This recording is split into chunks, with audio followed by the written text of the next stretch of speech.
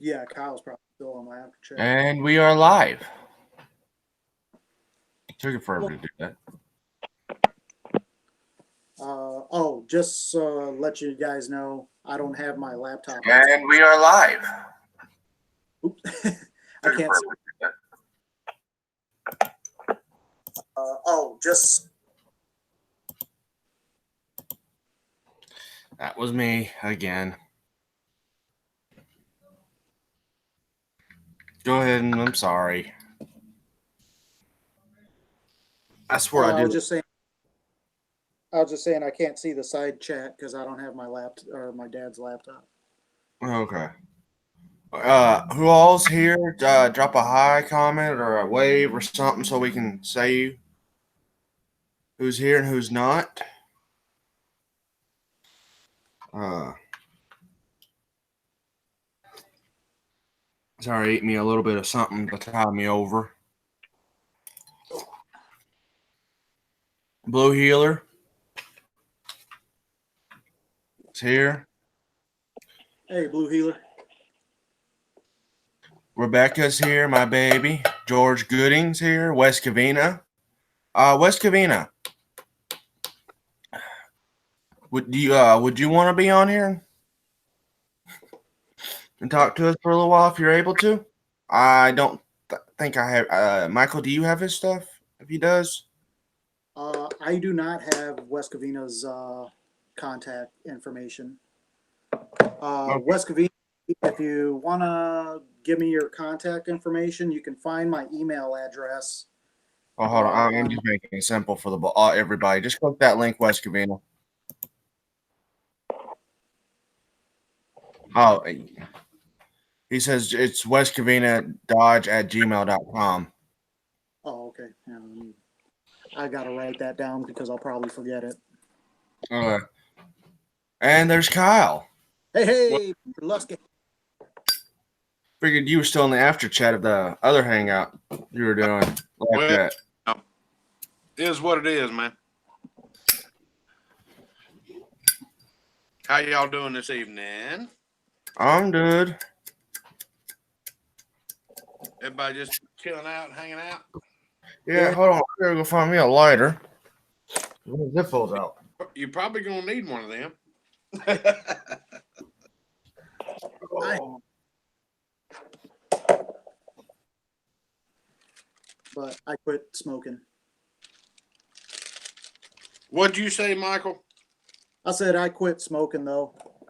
I said but I quit smoking. Yeah, I did that for about 2 hours. I nearly went to jail, so I said, nope. You know what? I want to load up my big old fancy pipe. Seeing But y'all smoke your pipes though, I've been wanting to go get me some tobacco. Hey, man, if you're smoke free, leave it that way, brother. Yeah, I mean, I've just been trying to make healthier choices. Let me tell you, going to get some tobacco is not one of those. Yep. it keeps me from slapping stupid people I will agree to that. or saying things that I shouldn't say because if when someone starts getting real stupid, I just take a cigarette in my mouth, light it, and I had that short few seconds to think, stop and think, I will go to jail for doing that. Now you have the pacifier. Yeah. And it gives you that just enough of a release to say it's not worth it. So those few seconds of calm to just give you the right frame of mind.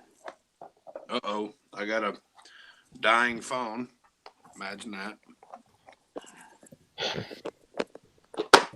Hang on, let me get my phone an enema. There we go.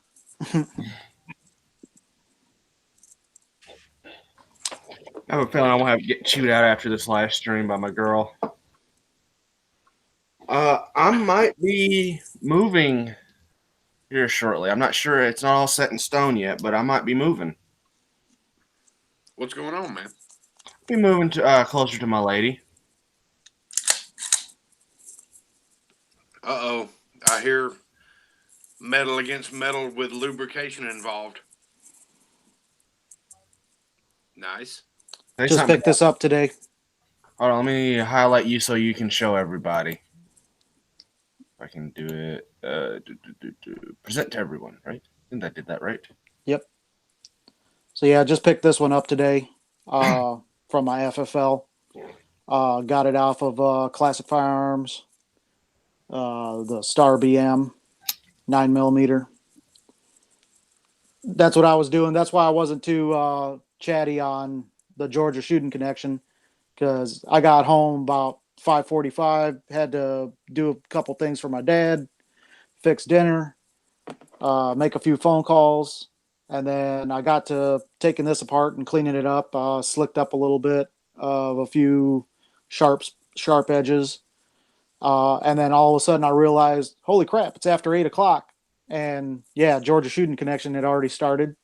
So put that on. I was listening to y'all and cleaning this up, and yeah, got it all nice and clean. I got the box with it and everything, the manual. But it was funny because I opened up the manual to look at how to take it apart, and it's all written in Spanish. Have you shot it yet? No, I just got, like I said, I just got it today. I brought it home. Just wanted to clean it up, get all the cosmoline. And actually, I was quite surprised because, one of the main complaints with the guns from that you get, because it's all surplus stuff. Well, not all of it, but the majority of the stuff that Classic sells is either military or LEO surplus. They coat it, with cosmoline. This one had very little cosmoline on it. It was all just like some of the internals and stuff.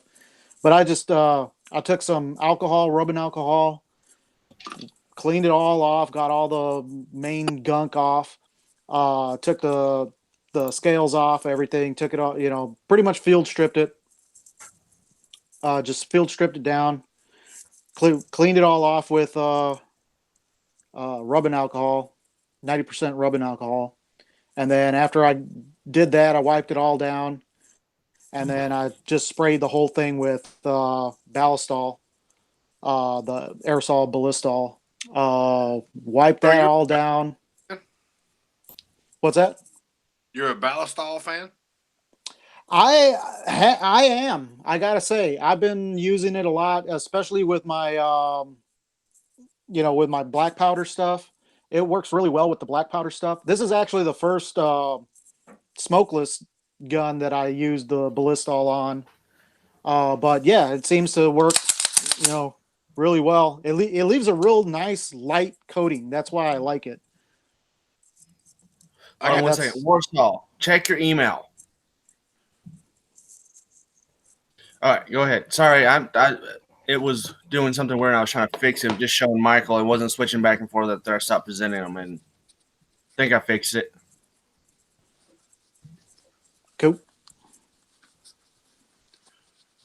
I didn't know if this was a after range report, and let's see how nasty the bastard got.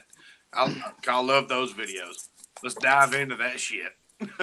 I'm gonna see if I can get out tomorrow. I bought a couple boxes of Remington 9mm, and yeah, I'm gonna see if I can get out to the. What's that? Is it the green and white box?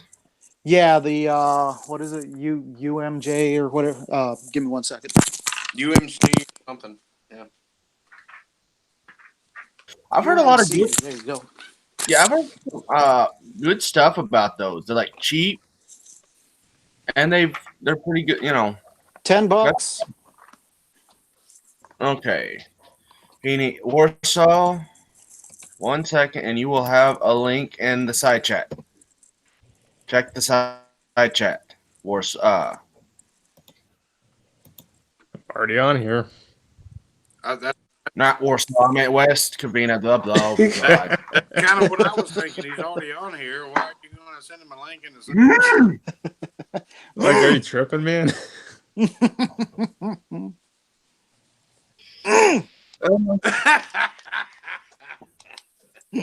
Well, let's just say this. After Duke Frazier done his, I was on his live stream. I didn't go to bed until noon today. I laid in my bed yesterday in a somewhat trying to sleep position. Mm. Yeah. Okay. There's Pat. Okay, I can get. Oh, there goes the neighborhood. There we go. We got Michael Saenz, Jeremy, good to see you, and Warsaw Patriot and Kyle Lusk. I didn't do it. I didn't do it. It wasn't me. Why does it say low battery? What the fuck? Oh, I saw that. I'm not in the goddamn. Wrong hole. You must That's have what a she dead said. outlet then. All right, we'll go with that one. Oh God. Did you get to see this, Pat? Wait. Well, let's see. We got a side ejector. That a star? Yep. It's a Star B. Yeah. Wow. Yeah, just Beautiful, picked this man. up today. Oh, that is pretty. Is that refinished or just Nope. almost new? This is I just picked it up. I just cleaned it up. That's it. So I mean, yeah, it's got a few little tiny little blemishes. It's got like a little ding here, a couple little scratches here. It's got a little ding on the rear sight. It's got like a weird like burn mark or something here. You Is kind of that, see that discoloration right there? is that this color bluing? Yeah, it's like a little discoloration right there, and then like there's another one over here on the safety. That's probably where they hardened it. I think they induction hardened those things right there, and the bluing probably didn't take. You know what? Maybe because there's like color case hardening on the hammer, on the trigger, and there's like a little plate deal on the inside where the hammer, because these, if you cock the hammer back and you don't have the magazine in, it won't. You can't shoot it. Yeah, kind of like a high power where that's the first thing to go. Okay. Sorry, Wes. Go ahead, Wes. My bad. A little lag on my end. Oh, no trouble. I was just saying that that magazine disconnect, it caused a little trigger drag, but I don't have one, and I'm proud of you. Love to have a Star Model B. That is a good-looking gun, and it's my favorite gun out of Sam Peckinpah's The Wild Bunch, because they didn't carry 1911s; they carried Star Model Bs. Well, those were the Model Bs. This is the BM. So that's a BM. This is the shorter, but yeah. Yeah. He's got the pooper model. Yeah, I'm about to say, I hope it stands for base mini instead of battle. Yeah. But Tin Man asked Michael if he is going to be reloading for 9mm. More than likely, yeah. Eventually, I'll be reloading for 9mm. Then keep all the brass you shoot. Oh yeah. You know what your star is missing? What's that? Your star is missing a pewter frog with a.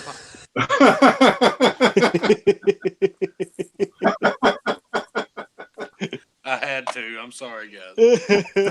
I want one of those just so I can give it to my mother. She loves frogs. Oh man, that's awesome. Don't you make got that thing. You got another package on the way, Kyle. What? Oh. Son of a bitch. Hey, Michael, you know what I always was wondering is why they scrub those markings off the B models. Which markings? There's like two rings on the side there. Oh, these right here? Yeah, that was. I don't know. And I really don't know what the purpose for these are, because it's like, it's not even a button or anything. They're just there. All I know is that they were just markings and he just scrubbed them off because of the import laws and all that. Ah. Probably. Oh, last time I saw that, it was like some Czech assassination pistols that got sold into Syria or something. There might be a really cool story to that. There could be.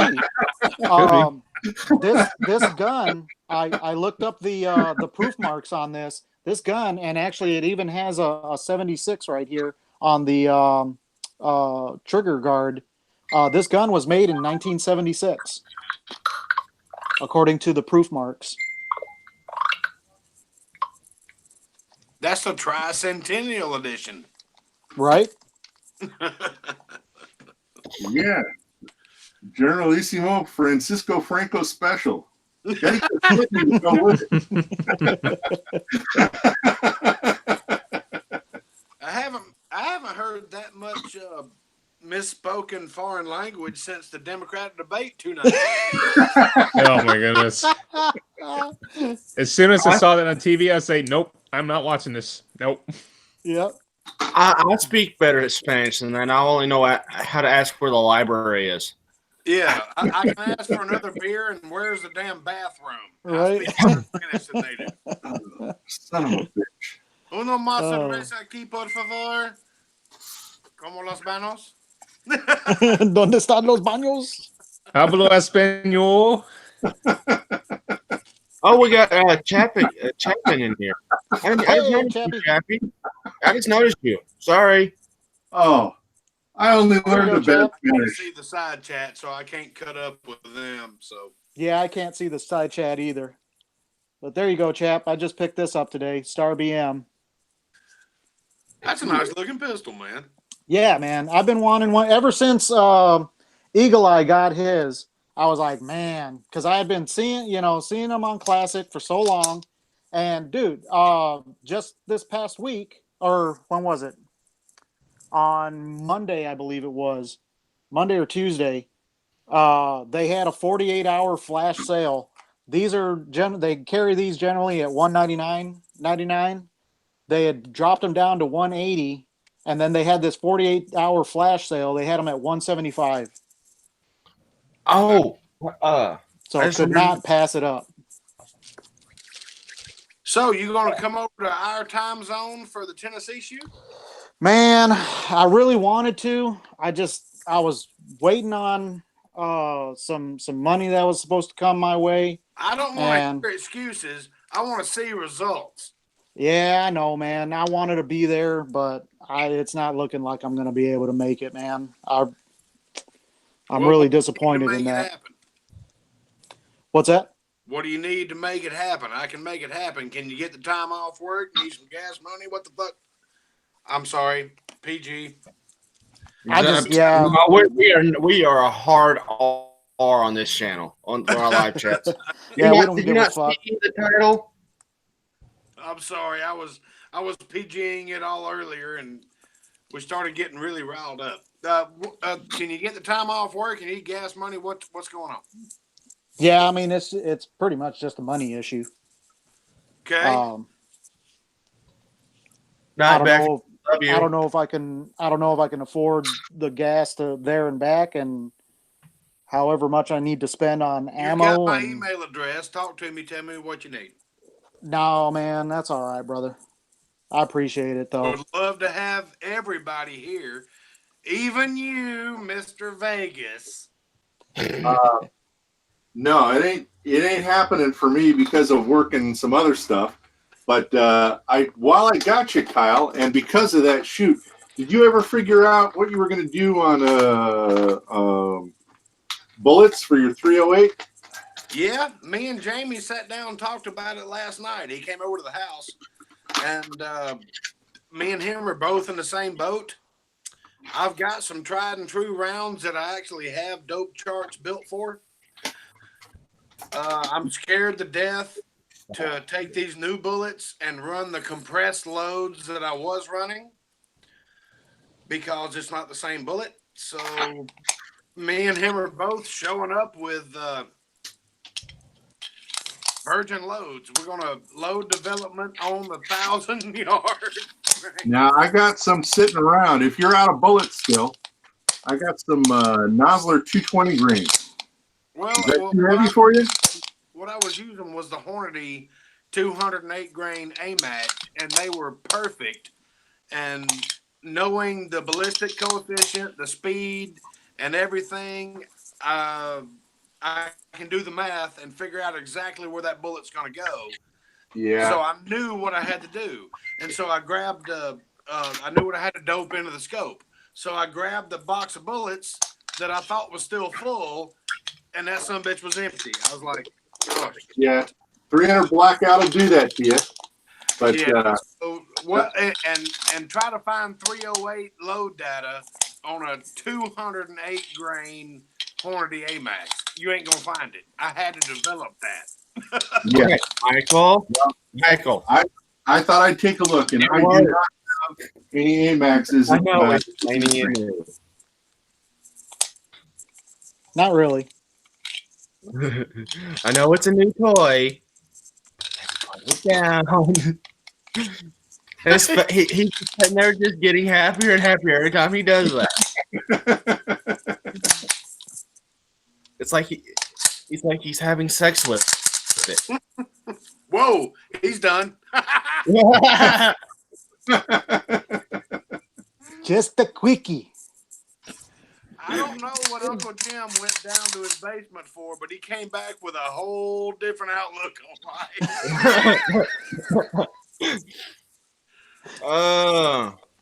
life. Willie, I hope he doesn't mind me calling him that. Asked, are you running the 278 or the 208 AMAX, Kyle? Because he has a few 178. What? Okay. Really, he's looking for the 208 grain AMAX that I haven't seen for a while. I thought I had some, but I had nozzlers instead. But Yeah, gotta I've look got at 208 grain bullets, but they're not the AMAX, and I'm sure the ballistic coefficient is different. Yeah. But he was What really asking are you it, talking about? Chapin. Oh, Curtis. That's kind of weird. Yeah, they don't make this bullet anymore.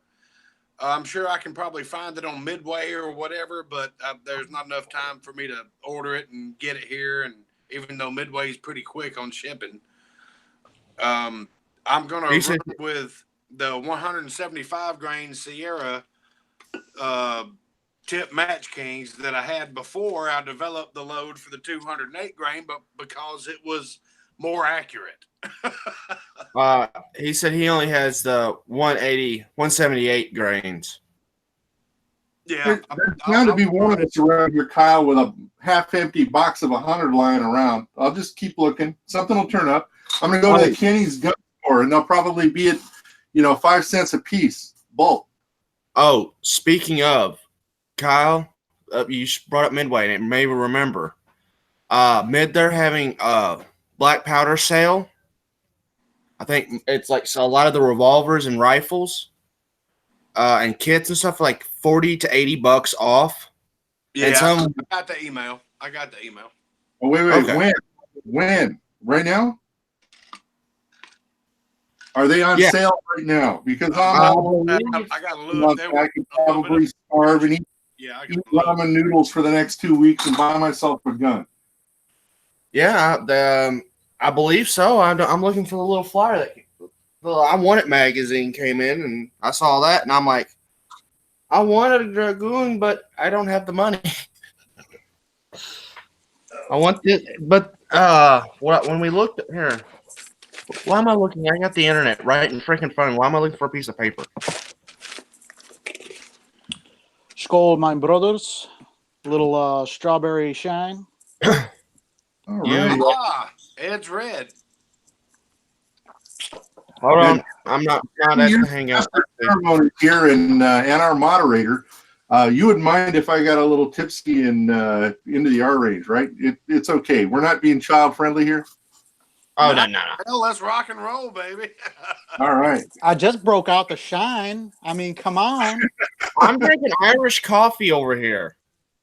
This is the way that I normally buy 308 bullets, 500 round packs.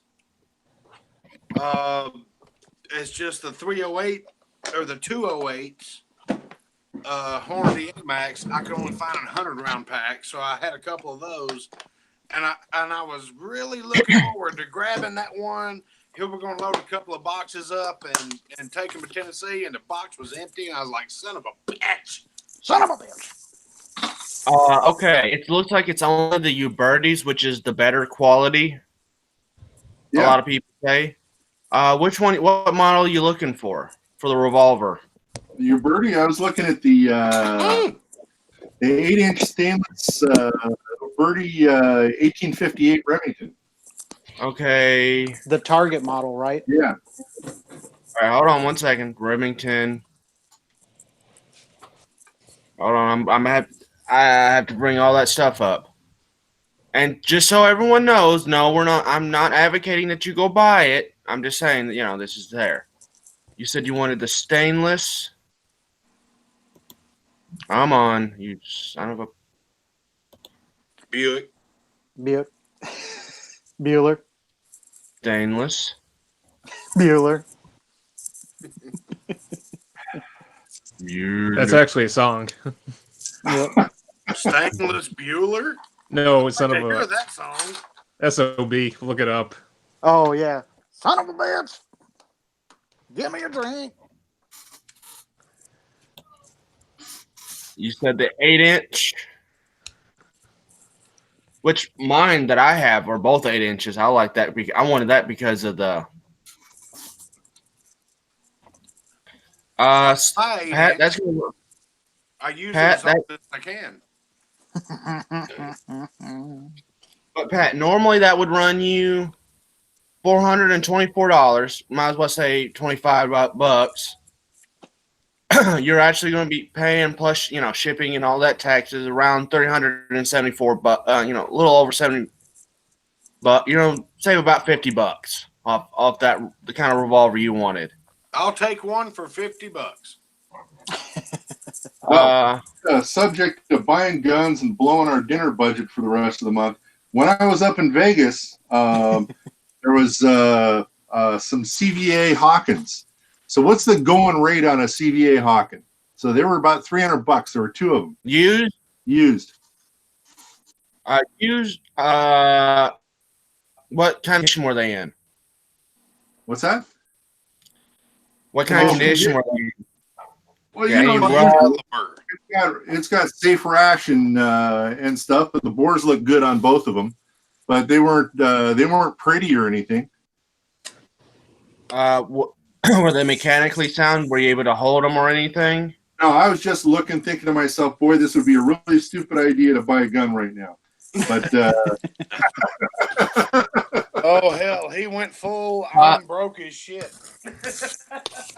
Technically, West Covina, their muzzleloaders are not considered firearms. They're overly priced cap guns. Yeah, I know. And my thought at the time was, I'm in Las Vegas. I got to get home. But if I stop at the side of the road and the truck comes by, I'll get 2 gallons at a time, and make it home on the roadside service if I bought that gun. So I didn't. I put gas in the car instead and made it home, made it to work, made more money. But no, next time I'm out there, that's the one thing I noticed. Out here in LA, there ain't nothing. Well, I'm looking right now, a new one from Midway that kits the Hawkins style from Traditions runs about $329 for a kit. Okay. Are we live on YouTube at the moment? Yes, we are. Yes. Damn. All right, hang on. Wait for it. Oh, wow. Side chat's been going crazy. There's a company out in California, though. I almost want to say EMF. Yeah, they just got bought out by Pieta. Yeah, but they're in California, aren't they? I believe so. That's Look okay. Look up EMF, West Covina. They sell black powder stuff, black powder guns. Mm-hmm. Yeah. Extra motherfuckers. I think the one you're talking about, they're a dealer for everybody, and they happen to be about 5 miles from here. And it turns out that they don't actually sell anything. They're a studio rental company. That's their business. They don't want to sell to people, but they're a dealer for everybody, because the little woman wanted a one of those Pedersoli trapdoors. Okay. Called it a Custer gun. Was looking at a Pedersoli cadet or officer. Or I think it was the cadet model, a little shorter, fancy stock, and all this stuff. Yep. And yeah, she's got the big bankroll in the family, and that's the one. But the thing is you can order it and have it emailed. I mean, have it mailed to you. Yeah. Oh, I know. Well, the trapdoor maybe not, because the trapdoor's a cartridge gun. It still falls underneath the antique law. No, it's probably not in California. not in California. It's a firearm. So, well, but that doesn't matter. She gets whatever she wants, and it don't matter if it's a firearm for her. But anyway, I was looking at that for that. But I'm a cheap ass. You guys probably know I'm not as bad as Chico, but yeah, sure, Pat. It was for her. No, she's got both of us. Well, she's good enough to let me shoot her guns, but Awesome. You got a good one, man. Okay, sorry, Tin Man. I didn't see that comment. I was slowly reading through those. What's up, Curtis? Wait up, we got Curtis on. Yeah, he's here. I don't have his stuff, or I'd send him stuff. I guess I could drop him a link. I think Curtis with a K and Curtis with a C. Damn. He says, will one of the panel members please talk about? We've got 2 Kurtai. Yeah, we have Kurtai. Yeah, we do it. That the ELD 200 grain is the same bullet as the Aeromax 208, just different poly tips. No, the ogive's different. I tried both of them. I got the Amaxes and the new ELDs, and they are different. They look different, yeah. But Pat, this right here is an EMF reproduction of the Sharps 5460 paper cutter. Only thing different is it was supposed to be a cartridge. The cartridge version, the later converted to cartridge. But someone took and got an I think it's ABA or something like that, block on it. AIB. AIB or something like that. Yeah. Well, hold on.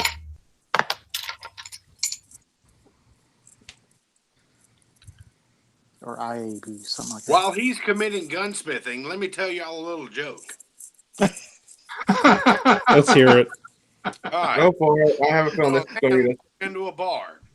Says, hey, barkeep, give me 3 shots of Grey Goose. And he goes, or is it Grey Geese? Or wait a minute, it may be. Is it? Fuck it. Give me a flock of vodka. Give me a flock of vodka. I gotta get beer on that one. I'll be right back. Hey, 6-shooter Texan. 6-shooter Texan, how's it going, brother? I'm sorry, I thought It's IAB. A flock and vodka. We've had worse on here. You guys want to hear a funny story? Sure. Something I had to go through? Shoot. All right, so I was at work. My boss tells me on the intercom, all right, hey, son, I need you to unlock one of the trailers for one of our customers. So I said, all right. So I got the keys for it. I'm at the thing. I locked up the chain. But I found out we don't have the right key for that lock on the hinge.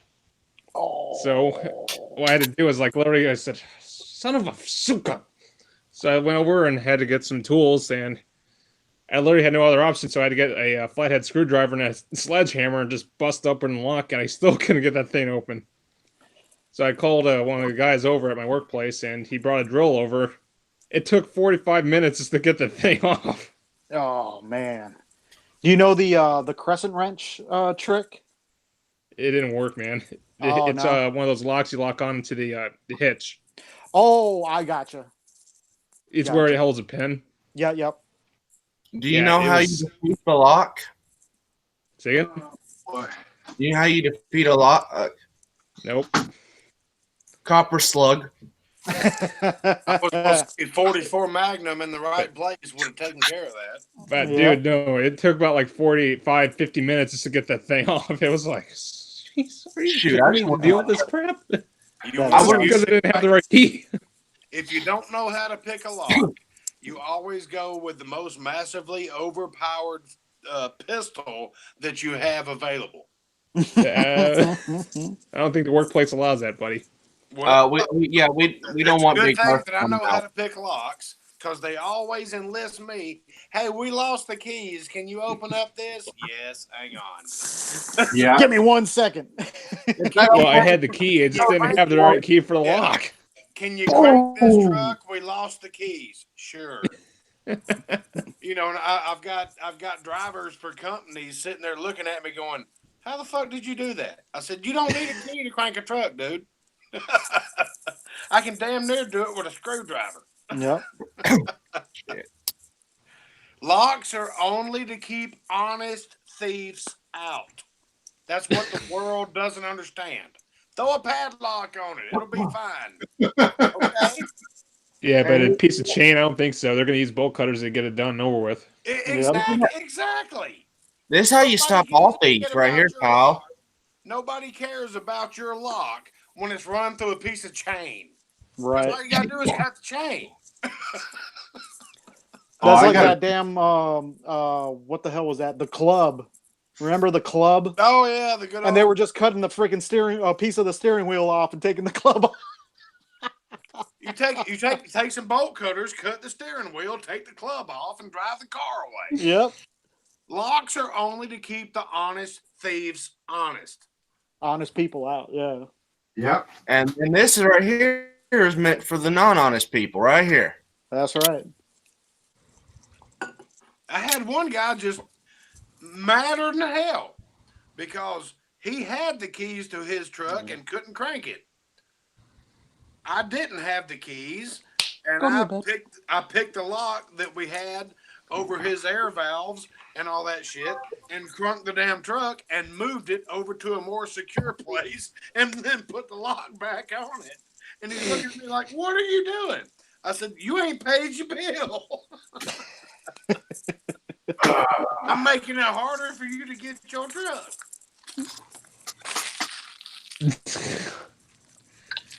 It's just, I mean, that's just the society we live in today.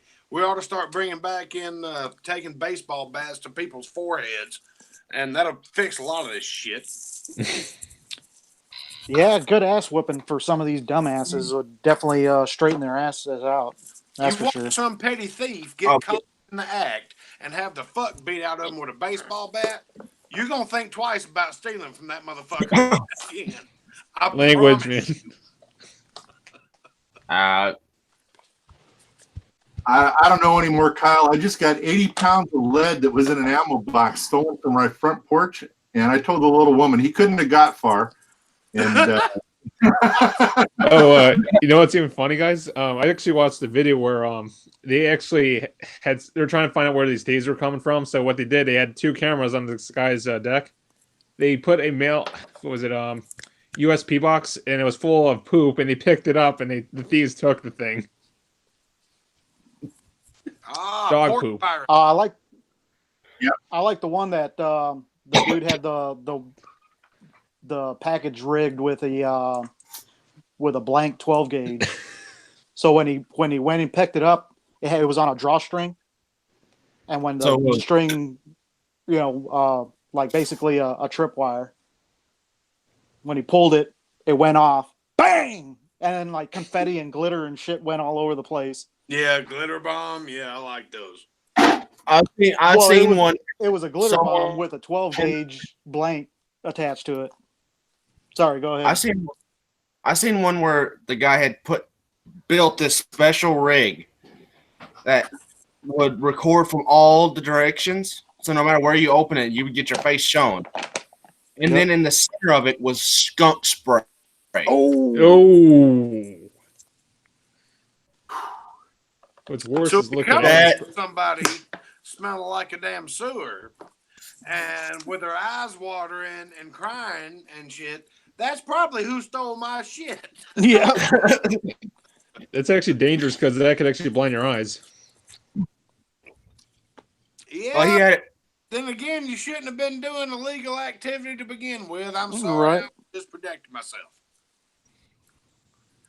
But then again, now we're talking $750,000 worth of lawyer fees to make sure that you were doing the right thing by protecting the property that was yours against fuckers who want to do fuckery.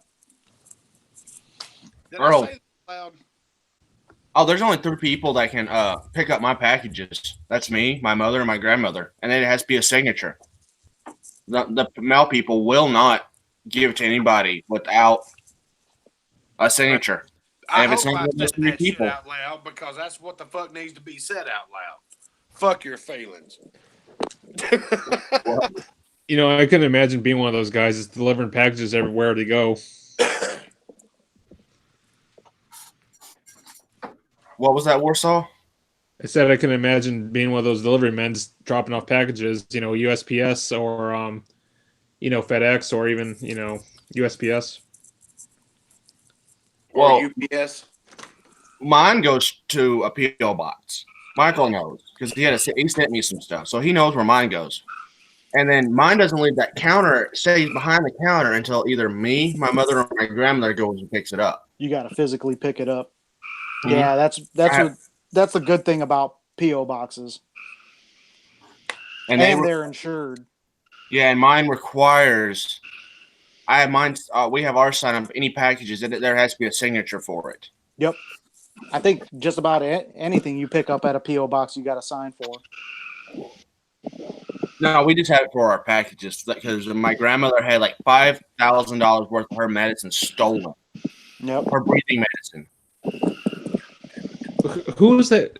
Oh yeah, the deplorable constitutionalist was talking about that actually. It actually happened to him. Yeah, that's right. I was, you know what? I was just trying to think of who that happened to recently, and yeah, that was deplorable constitutionalist. He's another Southern Illinois guy.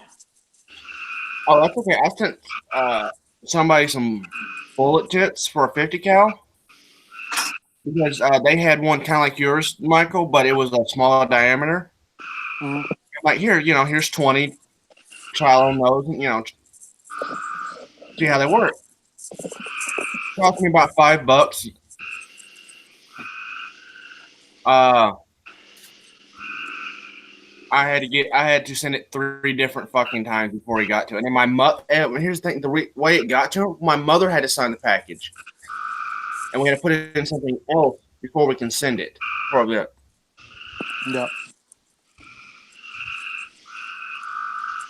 George Gooding says they follow the delivery trucks around here, and they steal the packages.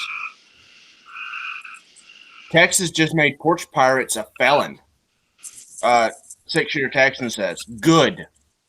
Well, It should. Well, I mean, always that's been- yeah. It It was always a felony tampering with mail. Tampering with the U.S. mail, that's a felony. you can shoot a Yeah. man down. Well, it used to be, yeah. Yeah. No, it still is. It's always been. It's just but it doesn't nobody get charges enforced. them with that crime. Yeah, it just don't get enforced, and that's been the biggest problem. And we're getting on politics. Damn it, son of a bitch! Son of a bitch. Michael, we're on Duke's channel. Yeah, I know, but I'm tired of talking politics. Damn it! Did you just wait a minute? Did you just say we're on a douche panel? I said we're not on Duke's panel. Duke Frazier. Yeah, Duke Frazier. He doesn't he doesn't like politics because it just starts too much stuff. Yeah, it's too much drama. Politics will lead you right down the devil's fucking runway. I mean, you're going to have somebody waving a fucking checkered flag right into hell. Oh, bitch. Yeah, Hey, my grandpa has 3 different types of ballot boxes. The soap box, My the frogs 40 are box, hard to hear. and the ammo box. Well, there's 4 actually. Well, and then the So- coffin, but still. Well, no, it's the soap box, the ballot box, the jury box, and the ammo box. Those- No. He said we skipped the jury box. Yeah, Yeah, I mean, if they're committing treason, shot. the jury box only works is if you have a judge that ain't bought off. The If the only soap people they're opera worried got- about convicting for treason are damn Republicans. They don't give a shit about everything that happened in the last 70 years involving other people. So, 6-shooter Texan says, "What do y'all shoot today?" I have a feeling that he's talking about probably most recently because I have not been able to go to the range in 2 freaking months, and it's killing me. Yeah, I I've haven't died shot in a while. I haven't either, man. Oh, Warsaw. West Did you- Covina went to the. Oh, sorry. Warsaw, did you see that new 9x39 that Krebs Custom is coming out with? Oh yeah, I've seen it. I saw El Tendo was showing about that. Yeah. Oh, that looks sick. Yep. We got Mig drive-by. Big. Now, correct me if I'm wrong. A 9x19 is not a 9mm. Is that correct? No, 919 is a 9mm. Yeah. Parabellum. Okay. Yeah, I was gonna say it's the Parabellum. Yep. The 9x39 is basically like it's in between the 7.62x39 and the 300 blackout. as long as they don't throw Makarov on the end of it, yeah, it's not. You're thinking, all right. You're thinking, what was it? I was thinking of the 7.62x25. That's the Tokarev round. Yeah, that's the Tokarev. 6-shooter Texan got to go shoot the new 308 Easy, but I'm shooting 45 Colt, 45 black powder, or the 5460 Sharp. That's what I'm mainly shooting here lately. Pat got to go shoot his Martini Henry. Lucky dog having 2 of them.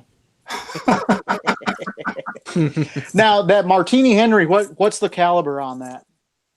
All right. That is 577 450 Martini Henry. Wow, 577. No, it's a weird ass chamber. So look, theoretically it's a 45 caliber, but the chamber starts out at enormous, like 472, and then it's like a squeeze bore for 8 inches. Okay. And comes out the end. But it's hard to. It's polygonal rifling, so getting a real measurement on what the bore size is. Let's put it this way: the English said that a 45 caliber gauge block should run down the barrel. Okay. So, but it's got little points on each corner of the 7-sided rifling. It's got a little point to cut the patch and all sorts of weird shit going on. Anyway, big fat bullet. Big bullet. Yeah. And if I'm not mistaken, Pat, isn't the historical lead hardness for like 20 to 1? Yeah. Well, no, I was just looking it up. Historically, I was just reading this the other day because my thought was this is too damn hard. It's 16 to 1 is what they shot. Lead tin only, no antimony. Okay. The requirement on the round was that it penetrate 2 3/8 inch boards at 2,000 yards. Wow. Damn. So they made it a little harder. Now I've been casting them up. I did 20 to 1 on the let's see. I did 20 to 1 on the hollow points I'm loading for it right now. 470 hollow points. So I did 20 to 1 on those. And then what I just got from Buffalo Arms, I had no idea. I got a hollow base Swage pure lead 480 grain copy of the original Kynoch from the 30s and 40s. Nice. So I just loaded those up. I got 200 of those. And well, for the Sharps, historically, it was, and I'm not mistaken, I think it was for the trapdoors as well, it was 20 to 1. Yeah. Yeah. I think that's a better alloy. The 16 to 1 doesn't really expand. Shoot it into a dirt berm and you might flatten the nose a little bit. But yeah. It has some shooting the Lee. Hold on, I got something right here because I got send them to Michael. I just haven't had the money to do that. what's stopping me because my last paycheck was short. These right here, some I casted for Michael. Mhm. I just gotta put them in a box and ship them. Now you can see that in there. That's pretty. Yeah, it 20-1, and that's what I casted up the last time I went to the range and hit my little spinner target. That's rated for 30-06. It spun that spinner target 5 times and laid it flat. That's what I love about these big bore black powder monsters. You know, I always, whenever I go shooting out in the desert and stuff, you just got to wait till everybody gets done, and then you knock the targets all the way over. Yeah, it's like ping, ping, ping, ping, boom. Now we gotta reset the target. Yep. Yeah. There's an outdoor shooting range that I want to go to just across the border in Wisconsin called McMiller, and I'm thinking this weekend I'm going to take the 40 or the 5095 out. They have a 300-yard shooting range. Yeah, that's a good range for it because Yep. I'm thinking it's all about the same. Mine goes subsonic at about 300 yards, and then Okay. it just carries from there. So at 300, you might just be a little too far, and you might be just short enough to keep it sonic. That'd be a fun one. Yeah.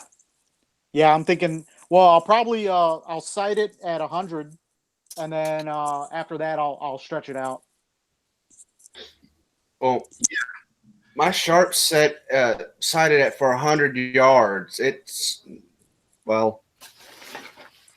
really, what I should do is order me some caps so I can take my sharps out there too.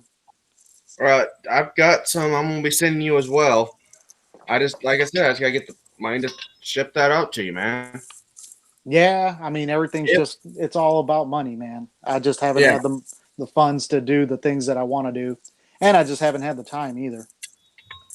Yeah, that I need to get me one of those too. $20 at Walmart, dude. Yeah, I know. I've seen them. Hey, Pat, that's the grouping from the last time I went shooting the sharps. Well, that's pretty darn good. Me, I'd probably be hitting all the brackets on the outside, knocking the thing into 3 pieces, and no. My martini right now, and that's why I'm doing this new ammo. Right now, I'm shooting 6 or 8 inch groups at 100 yards, and it tightens up the longer it goes. Yeah. Night Blue Healer. Have a good one, But Blue Healer. what I like about it is it would hit the target and just basically shatter. Yeah. All that taken off of here, those are not misses. That's bullet splatter. Yeah. And that's still after it's hitting this spinning. So it's delivering a lot. What's after those two? Those two are from a 36 I no longer have. Well, there's a question for you guys. Here I'm jumping straight into a cap and ball in 44. But I hear that people are really happy with the little 36s. Oh, the 36s are plenty. Well, you just look at it like this. In the Civil War, the 36 was the main caliber as far as cap and ball revolvers were concerned. There was not very many 44s at that time. It wasn't until later in the Civil War when the 1858, the Remington came out. By 56, the war was just about over. So, I mean, it was pretty much after the war that the bigger bore caliber revolvers were coming out. I mean, there were the Walkers, but not many officers carried Walkers. They preferred the lighter 51 Navies because they were lighter, they were quicker to load. They used less powder, less lead, and obviously, as far as the military's standpoint was, they didn't want to spend more money on powder and lead, so they, dialed it down. So the 51, which was generally a 36 caliber, I mean, that was the arm of the day, you know, and it's plenty big enough to, you know, I mean, it was a man stopper then. It's a man stopper now. 36 caliber round ball has about the same ballistics as a 9mm or 38, 38 Colt. And in a steel frame with a hot load, you can push close to 38 20. special ballistics. 20 grains, you're going to be getting 38 special velocities with certain projectiles. Well, even with a round ball. Because here's the thing is the conicals, you're looking more penetration. With a round ball, you're looking stopping power. That's just going to pancake to about the size, to about the diameter of a nickel or a quarter, depending on, depends on what you get. Yeah, depending on the weight of it. And I mean, that's going to knock down pretty much anything with the right shot. Yeah, it's shot placement. But for hunting, if you want to go hunting, most places require a caliber of 40 or better for handguns.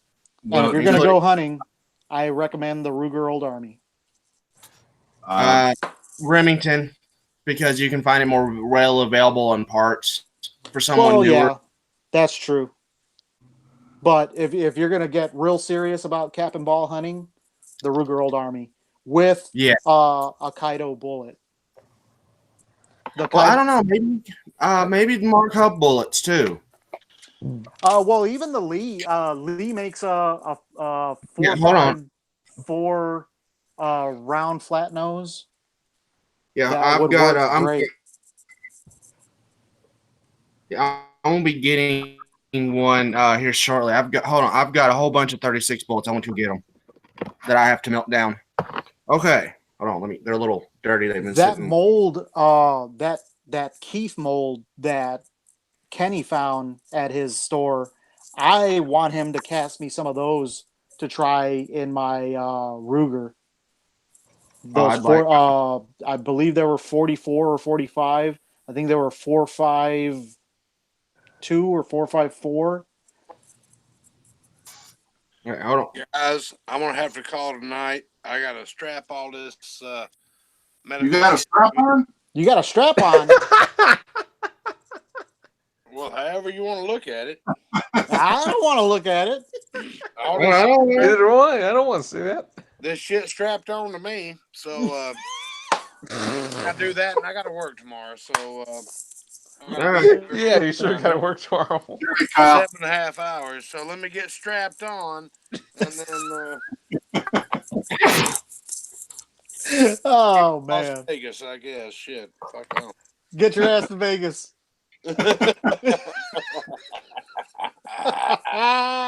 Oh, Kyle, fucking love you, brother. All right, love you too, man. Have a good night, man. Hey, you take it easy at work. Stay safe out on the road. Yeah. And yeah, we'll talk to you soon, brother. I will always do that, and thank y'all for giving a shit. And always. I hope that package you're getting comes in a plain brown wrapper. That's all I had to say. Oh my God. I'm sorry, I'm strapped up to all this electronic. I'm Iron Man. I'm Iron Man. I'm Iron Man. All right, guys. Good night. Have a good one, brother. I'll be right back. I'll see some of you bastards next weekend. Hold on. I'm looking for one more thing I've got it right here. Oh man, I wish I could make it out there, man. I was planning on making it out there. I was really hoping that I was going to get that cash before. Man, if I get it by next week sometime, if it comes in, if my ship comes in, I might just say to hell with it and take off Friday afternoon and just head out there. Yeah, you should go down. You should go down there. I can't make it. That's there's far and there's way too damn far, and that's way too damn far for me. Yeah, I know, man. I mean, and well, you got to work too, though, don't you? Yeah, well, I'm on call, and that's the trouble. So if everything Oh. goes up, I gotta. I mean, Vegas, well, hell, Park. if you can afford a ticket to fly into O'Hare, O'Hare's 15 minutes from me. I can pick you up, and we can carpool down there. But that's just I'm just throwing that out there. I appreciate the offer, but it just wouldn't be the same if I wasn't bringing my guns. Oh, that's true. Yeah. And, I mean, that's the whole thing with shooting. You hate to be the third wheel. I didn't bring no guns at a Yeah. like that. I'm that kind of person too. I don't like shooting other people's guns. I don't like lending other people my guns. I mean, I would if probably I know you, like you, Pat, or you, Jeremy, or you, Warsaw, if we were to get together and we were gonna go, specifically to a shoot, I mean, obviously, I would allow you to shoot my guns. But if it was somebody, and it's funny that this has come up because there was something on one of the gun pages on Facebook. This young lady asked, how do you all feel about well, first off, she was like, maybe this is an awkward question. How do you feel about, somebody coming up and asking you at the gun range to shoot your gun? And I was like, well, if it's somebody I mean, okay, no problem. So long as you know them well enough that that they can handle a firearm like that. But I mean, if it's a complete total stranger, I was like, hell no. All right. Learn to tell people no. All right. Okay. Now that I got everything gathered up, if I'd known we were going to be talking about this, I would already had this, West Covina. Uh-oh. You're not going to pull out a strap on, are you? Really? No, I do have my favorite strap on. Oh, in that Duke's chat, everybody was comparing the size of their balls, and Duke won.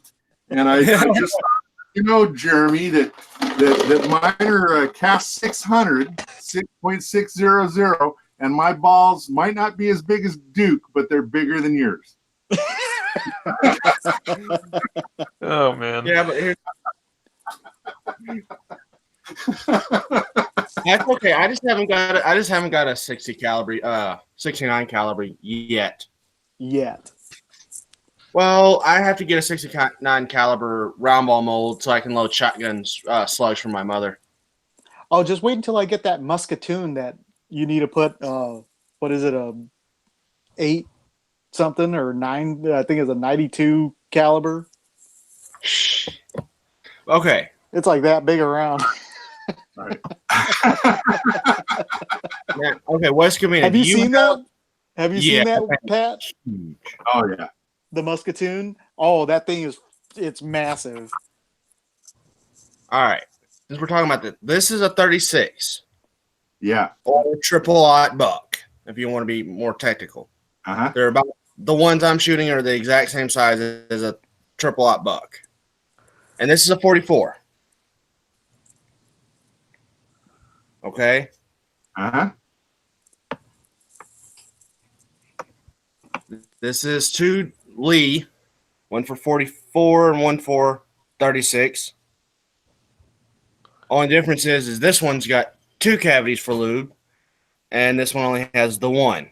The first one's a crimp groove. I bought the wrong mold. And then this one's a Colt cartridge, and this was used during the Civil War. Yeah. And this is the Johnson and Dow, and I got 2 puppies licking my stop it saddle. and so you can get a Spencer, the historical bullet from Mark Hubbs from Erickson Bullet Mold. These, but they might take some work on your gun. Oh crap! Hold on. Yeah, right over there Eagle by front of the cylinder. Yeah, you might have on the Remington. The reason I say it is because it's not. I mean, it's the Remingtons historically always turned your bullet into a semi-wad cutter. Okay. Yeah. And that's why I like the Remington. And you can get Remingtons, and they've been historically accurate N36. They were the Remington Navy models, not the Army. Yep. Like kind of really anything, and black powder right now.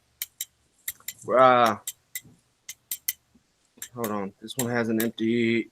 I only have this one where I can only load 5. That's gonna be my hunting. I don't want to accidentally load 6 and shoot my foot. And I would highly suggest anybody that wants to get into black powder cap and ball revolvers, load cowboy load. Yeah, leave load, one chamber empty. Yeah, load 5. Yeah. 1 second. Be right back. So I mean, well, the Remington, the one that you are looking at, Pat, that would be a 44 caliber. So I mean, I would go with the 44 caliber, just because it's a heavier load. It's a heavier bullet. It's a bigger bullet. You know, obviously it's a larger caliber. You know, I mean, but if you're just specifically, you know, you just want to plink with it, and you want to go on the cheap, then I would go with the 36. Yeah. 36, you're not going to be doing anything self-defense wise, because there are some people that in some parts of the country that only use cap and ball as their carry weapon or their hunting weapons. Yeah, if you're not going to hunt or use it as a personal defense option, then I mean, the thing is you can still use it as a personal defense option, but if you want to if you're specific to just planking. I mean, a 36, it'll be cheaper because you'll be using less powder. You'll be using less lead. You know, so yeah. And also, to reiterate all the advice I've got and tell you why I'm doing what I'm doing. The deer here in California are the size of German shepherds. Don't go hunting. And they've got ticks all over them. Yep. The jackrabbits are inedible, and you can't shoot pigs. Even though they're a problem without a license. And I haven't hunted since I was 18, 19 years old, and it's pointless here. Yep. So if I want to shoot something that, you know, if there was a pack of wild dogs, I've got an AR right over here for that. Right. And you can't pack a pistol in California, so I don't. And because I can't pack one, I prefer shooting rifles, don't have one. The only reason I'd get a black powder pistol is because they're cool.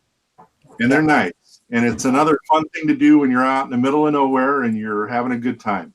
And so I'm not worried about lead. I've got enough to take the floor out of this place right behind me. I don't mind casting my own. I'm buying a shitload of black powder all the time. That's all I go through. I'm down to my last 2. I've gone through 5 or 6 pounds in the last 2 weeks. Loading. Then, yeah, you would want a 36, and you can get the molds for, you know, I mean, you can get this mold, you can get round ball, which, I mean, that's, if you have a shotgun, you want to try some triple up buck, there you go. I mean, you can get these Lee real bullets, and this one's about 100, and this is actually heavier than most 38 Smith & Wesson bullets. Not Smith & Wesson special bullets. Mm-hmm. Yeah, the 38 Colt. And the cool thing about also is you can get one of these Taylor's & Company conversion kits that literally, by the way, for everyone, is unloaded. Yeah, the Remington is real. I like the Remington as far as, you know, its ability to reload cylinders, preloaded cylinders. Yeah, and that settled me on it. Now I like the clicky on the Colts, but I like that steel top strap. Yeah. Yeah, and also it has a very long channel. And all I had to do on this one, it was just kind of flatten the top out just a hair to help with reflecting light. That's all I had to do. And well, here's another thing too, is the front sight on that Remington is basically a post, you know, that's milled down to like a blade. So if you really want to, you can take that out because I believe it's tapped in. I think you can unscrew it. Yeah, you'd have to. It would be unusable afterwards because the. Well, no. What I was going to say is, if you wanted to put a brass blade sight, you just find a piece of stock brass, mill it out to like a little post, stick it in there, and then you got a front, a bladed front sight that's made out of brass. Yeah, and it would be high. It would open up your visibility of your sight picture and all that. Yeah, but that's just personal preference option. And also, like I said, if you reload for 45 Colt and you get you one of those, boom. Yep, I mean, 40 R&D 45 Colt conversion cylinder. Yeah, and also, this is loaded. This cylinder is loaded up with 5 of these.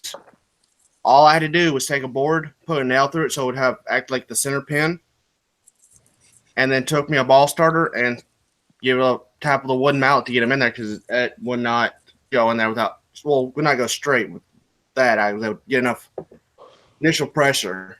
And Eagle Eye,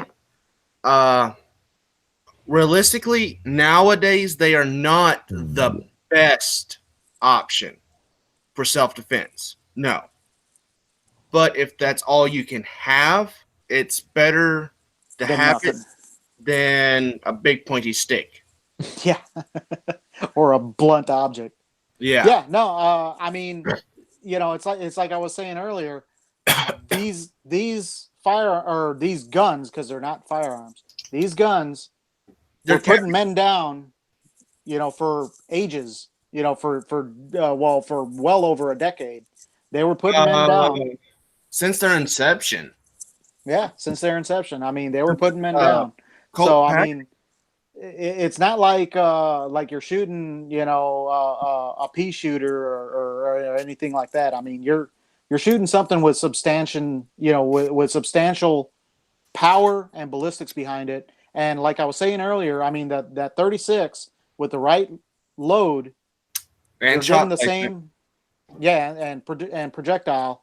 You're getting the same ballistics as a 9mm or a 38 special. The 44s, like Jeremy's, you're getting close to 45 ACP ballistics. Okay, well, hold on one second.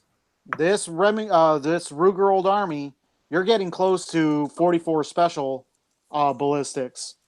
And then there's a person that will bore out your cylinders deeper, so you can put a heavier powder charge in there, and you can get 44 Magnum ballistics. So just saying. Well, with the round balls, I'm getting 35 grains of black powder. I'm getting 850 feet per second. With these, when I had a whole bunch, I have to get some more. I was getting 825. With these, I'm getting closer to 875. Well, Joan Kennedy, she was pushing up to 1098, and I think she even got over 1100 feet per second. Wait. I should tell you, I was using this right here. Yep. Go at 2FG. 35 grains of 2FG, not 3. She was using 3F. Oh, actually, no, I'm sorry. She was using 777. And that's even what this is loaded for. Is 35 grains of 3FG. It's a very consistent load for me. I hit where I'm hitting at every time, and it's got a lot of stopping power. Yep. I mean, 6 grains, I'm getting ACP low speeds out of the 45 Colt on this projectile right here. I don't know if that's going to be the same ballistically damage because I'm having ballistic gel and all that stuff. But Pat, the most important thing that you're going to need for a cap and ball revolver is good fitting caps and right size ball. or well, projectile. You can, yeah, and then you can make your own lubrication like I have, or you can go drop like $5 and get you a whole bunch of felt, and then cut your own felt wads if you want to. Or I mean, bore like, butter. Pyrex works for that 45. Yes, Pyrex is a black powder substitute. Yeah. Yeah. Sure.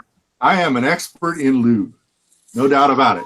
I make my own lube. I got the castor oil, the coconut oil, and the beeswax, and the regular candles. I even got scented candles. A little woman was telling me, you mentioned Eagle Eye was on, and he was saying it smelled like barbecue. And the whole drive home, I was thinking about that.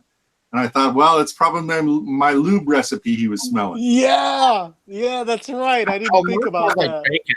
Mine smells like bacon. So I use a little bit of bacon fat to help cut it. Yep. Yeah, and that's the thing is, make it pretty much little stickier for the wintertime. And I just any kind of oil. I mean, you can use.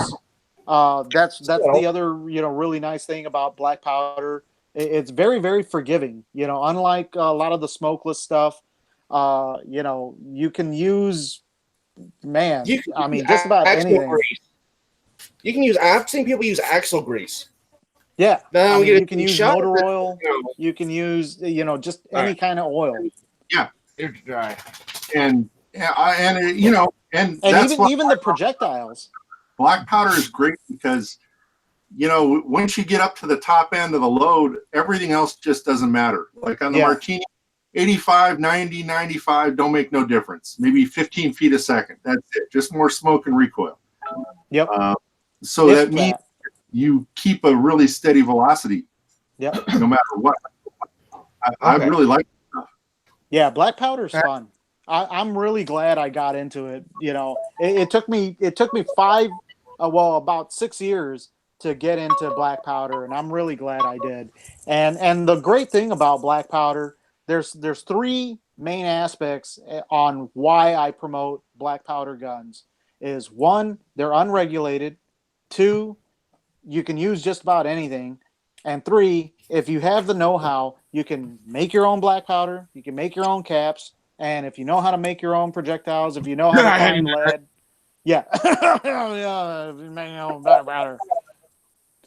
I haven't done that. I'm not saying anybody here has done that, but yeah, I mean, if you have the know-how, it's very, and the thing is the know-how is readily available because all you got to do is look in an encyclopedia at the, what black powder is made of, and you can, anyway. Hold on 1 second. Pat, Eagle Eye. Hold on. Eagle Eye, I'm going to get you on here. Click on that link right there. Yeah, Kenny, come on. I know Kenny will love black powder. I know for a fact that he would love black powder. He already does. He made his own and shot a 300 or SKS in it. Impressed the hell out of me.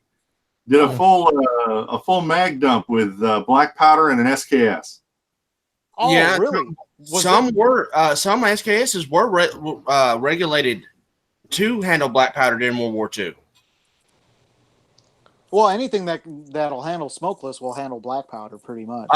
Not all gas systems. The AR platform will not because it's too thin. Yeah. Well, gas systems pretty much. The AK kind of does, but any bolt action definitely will.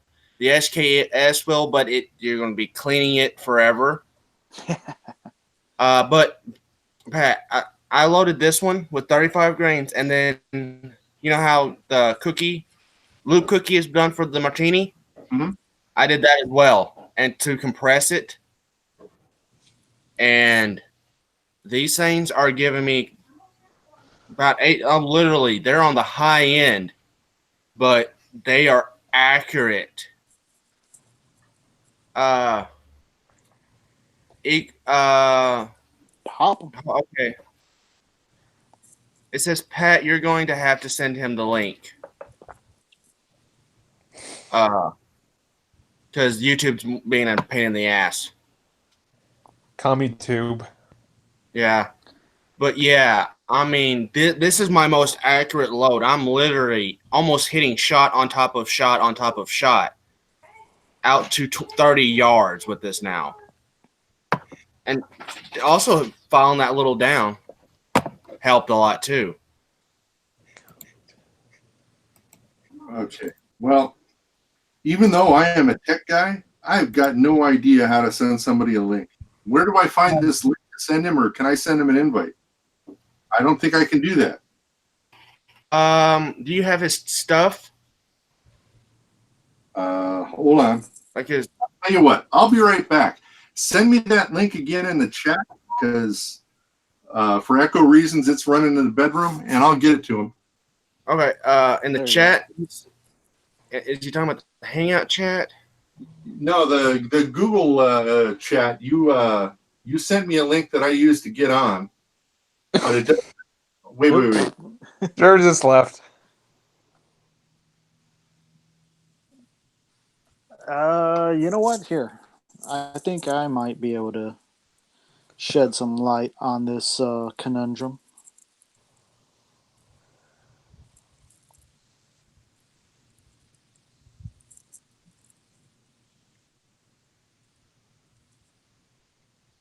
Oh, hold on.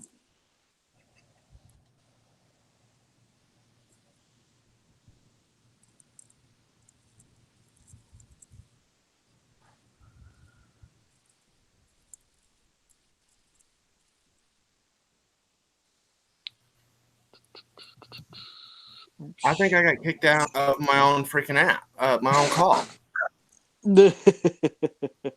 No, what sucks is now I can't see. I can still stop the broadcast. I'm having to go back and forth. Here, I'll have to bring this up on my phone. If I can't. Oh, Let's see. I might be able to. I might be able to send it to Eagle. well, if someone can send me the stuff. I can, I can try to do that. I mean, that's all I'm needing. But I'm having to go back and forth between. It made me open up a new page for this stuff. I don't know what that was going on with. You can't help me right now. Hand me the puppy. Sorry, guys. I get them washed, but I can't get them dry. I give out washing them. I told you after the selection I was going to do that. Well, I couldn't stand to see him scratch anymore. He was bleeding from scratching. What's doing that? Because the smoke's doing that too. I wonder if it's some kind of allergy or something to the grass outside. Oh, could be chiggers. Fleas, because I pulled about 1,000 fleas. Okay, then we got to put some more of that 7 dust down in the yard. Yeah. It's time to do. Oh, all this rain. We Yeah, should have done it's that. time to do it again, but I think I send it. I think I sent the link to Kenny via Hangouts. There he is. There it is. Who'd you get it from? I think I know. I've got to get a phone tripod. Hey. Son of a bitch. Son of a bitch. Kenny, Son of a bitch. get you one of these Oni. Go to Walmart and get you one of those Onis. A lot of. It has a phone attachment right here. Yeah. And most cameras that have like the screw on can just take this off, screw it on there. Or they've got a lot of the adapters for them already. Yeah. I need to I get had something 3 of them. I had 3 of those. I can neither confirm nor deny that it may got a shot at about a mile range. Well, yeah, I know for a fact that you shot at least one of them. hey, as cheap as they are, if this one gets shot, oh well, I will get me a new one. Yeah. Yeah, Wally Just World don't has them shoot for your like camera. $20. Yeah, as long as it's not your camera. Mhm. Although you did shoot your GoPro, didn't you? Oh gosh, yeah, I got to replace though. Woohoo! Go Yeah, for the that's GoPro right. Plus. My first $4 a month subscription benefited me. got me a free GoPro. Nice. Nice. I bought a cheap handyman. That thing was like freaking $400. Not 400, 100 and something bucks. The one above that was 400. Yeah, that with the when I first got it, I got it when it first came out, and the microphone of that thing was garbage. So I had to buy this little Chinggis little box right here, right? This is another like $70. So that puts that thing up over just under $700. This one right here works perfectly. Warsaw, could you remove those channel links? Like it doesn't. It won't let me for some freaking reason. I can block them, but I can't remove them. Okay, whatever. I just so no one else just randomly joins that we don't want. You can't really do anything about that. I don't know what's going on. I even got kicked out of the call trying to do that stuff. Trying to get Kenny in here. Now, if I block it, I'm going to be blocking you, Jeremy. Yeah, don't block me. Oh crap. Hold on, let me try. Maybe if I. Like I said, I got kicked out of this stuff. I don't know what's going on. It's Hangouts, dude. It's all because of Google. Yeah. I'm just hoping I'm actually able to. It says I'm able to, but I'm hoping I'm actually able to, and it doesn't just kick us off. We have to go 8 hours. Hey Pat, that zinc bullet, 2,700 FPS. Holy Oh, nice. 9mm bullet going 2,700 FPS. Nice. Oh my god, that is smoking. Yeah, and it actually produced about an 1.5 group or inch group, 50 yards. Nice. Oh, I got to see some milk jug action with that. That would be badass. Oh, you know what? Oh, hey. Good idea. Oh, Hey, Kenny, check it Yeah. out. Kenny, look at this, man. what is that? Oh, is that a Star BM? Yep. Hell yeah, brother. Nice. Yeah. Yeah, just got it today.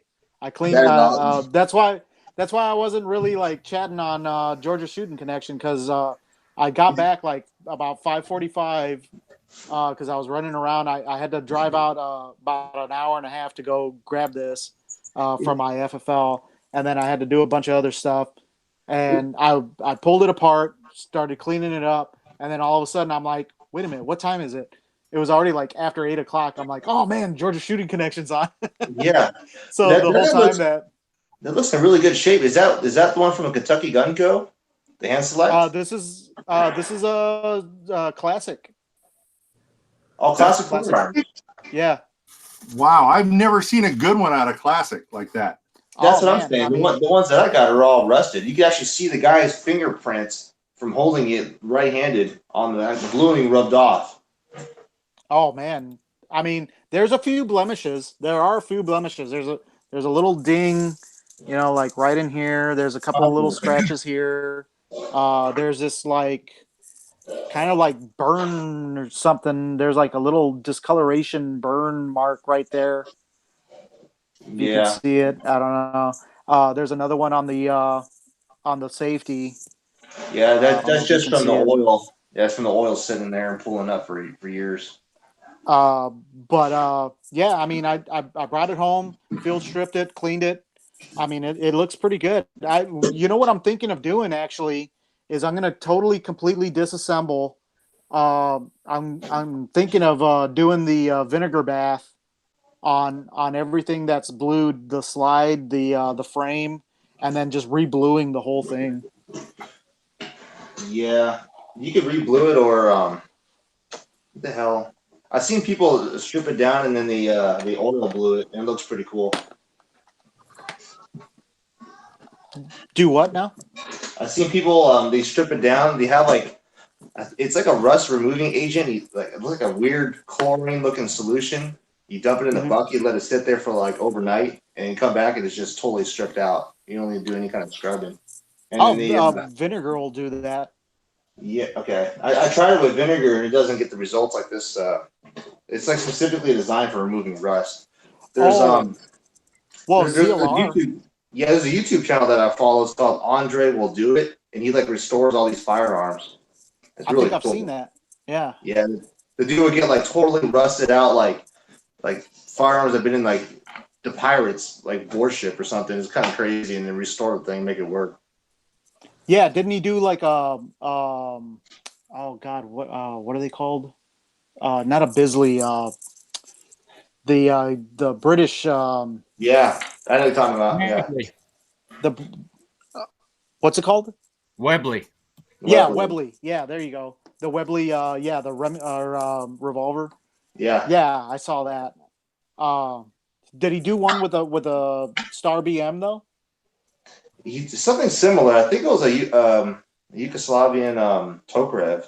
Oh, Something the like that. Tokarev. Okay. Yeah. Yeah, I'll definitely check it out. Yeah, it's a good channel. He doesn't talk or anything, but you can see the whole process. Yeah, he just goes through the process of it. I think. Yeah, I think I'm pretty sure. I don't know if I'm subscribed to him, but I know what you're talking about. Yeah. Yeah. This computer and me is about to have a big old fight, and I'm about to shoot it. Hey Pat, I got that muzzle break in for that special somebody for that legend build. Oh, Nice. Nice, man. You see that? It's kind of a weird design. Wow. Yeah. I hadn't thought about it when I headed down. Are we? He's got his own lower, right? So He's got his own lower. I'm basically somebody's sending me a handguard and upper parts kit, but it's an AIM Sports handguards. I don't know how good that is. How soon do you want to get that out? Well, I mean, obviously, the sooner the better. But yeah. I mean, I could grab a handguard here, but the majority of the handguards here are like $60 to about 120. So, because I want to help you out with that. I'm just waiting on some money to come my way. yeah, there's a few people said the same, and I mean, I'm pretty much taking the big hit. This is a $230 barrel. Yeah, man. I mean, I gotta get you've been doing a lot. Yeah, I got to get it Cerakoted. So I got a custom Cerakoted and a custom gas door that I'm putting on. Damn. It's going to be a totally custom upper. Awesome. Did you ever get that 350 Legend working? Yeah. Yeah, that's what I Winchester screwed up big time, so they called me today and they're willing to replace that bolt carrier group. They understand Awesome. they understand it's the ammo. I told them it's totally their guys' fault. And then the ammo that they shipped me, I ran through about 100 rounds, which I'm reloading right now, and had no issues at all. Tin Man asked that you Eagle Eye shoot text him at your PayPal email address, so I guess so he can pay you for something or not. I don't know. Okay. Cool. I don't know what's going on with that, but I don't think you can see the side chat either. So No, I can log on the computer. I just have my computer off. I found a new muzzle brake company. I got this thing within a day. I couldn't believe how fast it was from eBay. really, Yeah, And- I ordered it yesterday, and I got it in the mail. I'm like, what the hell? Nice. but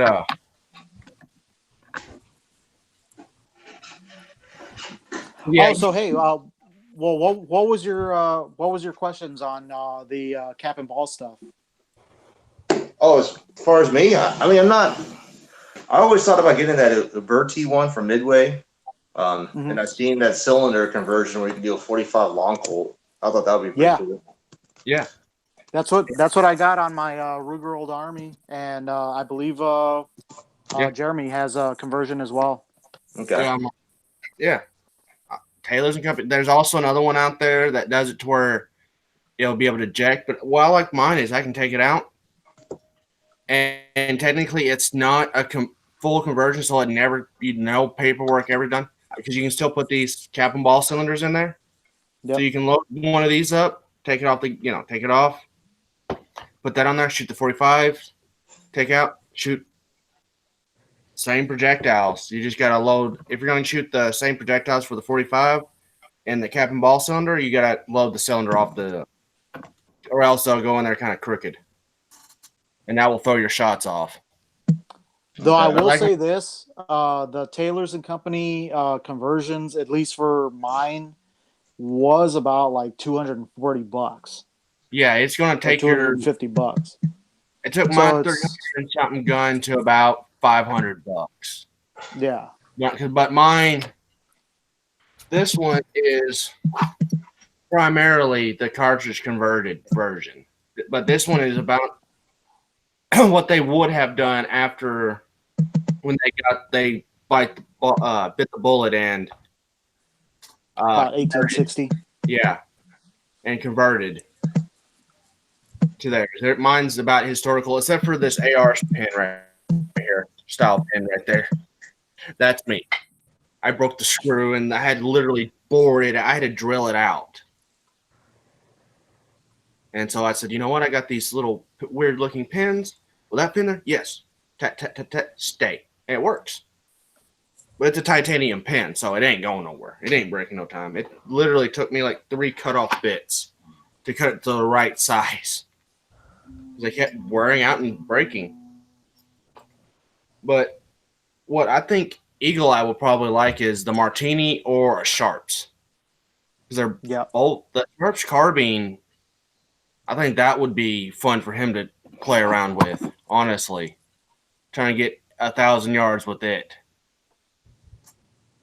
Yeah, that's more your kind of shooting, Kenny, is an amateur on a bench and lobbing them out at 1,500 yards. The old, Sharps or something like that with a straight wall cartridge like 4570 or 45-110. Yep. Okay.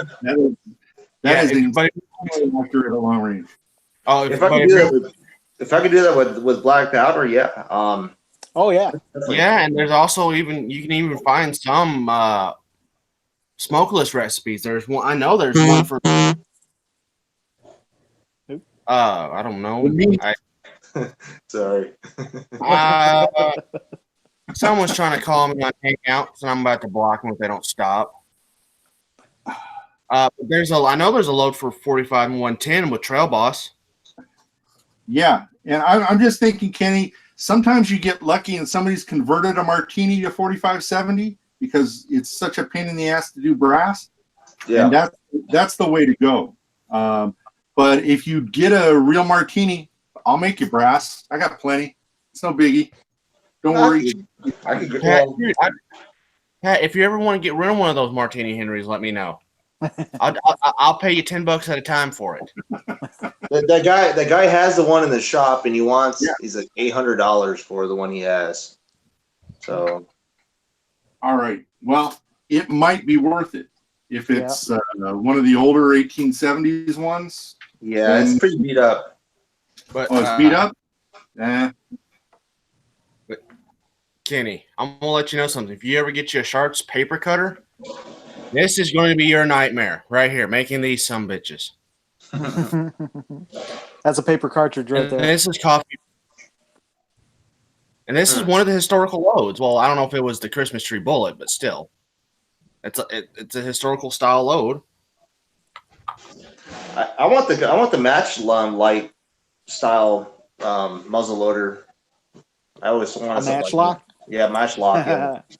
Oh, hold on to your nuts on those. Yeah. I mean, here's another one. Just get you a flintlock. Yeah. I don't know.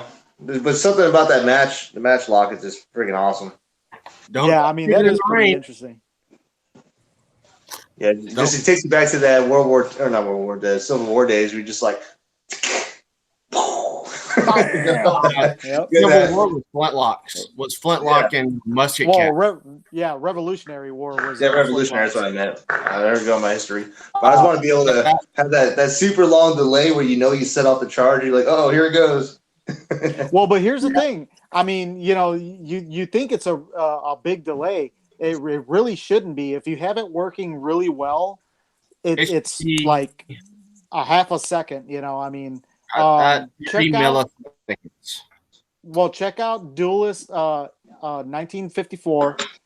He's got a great channel, and just recently he was doing some videos on a smoothbore flintlock.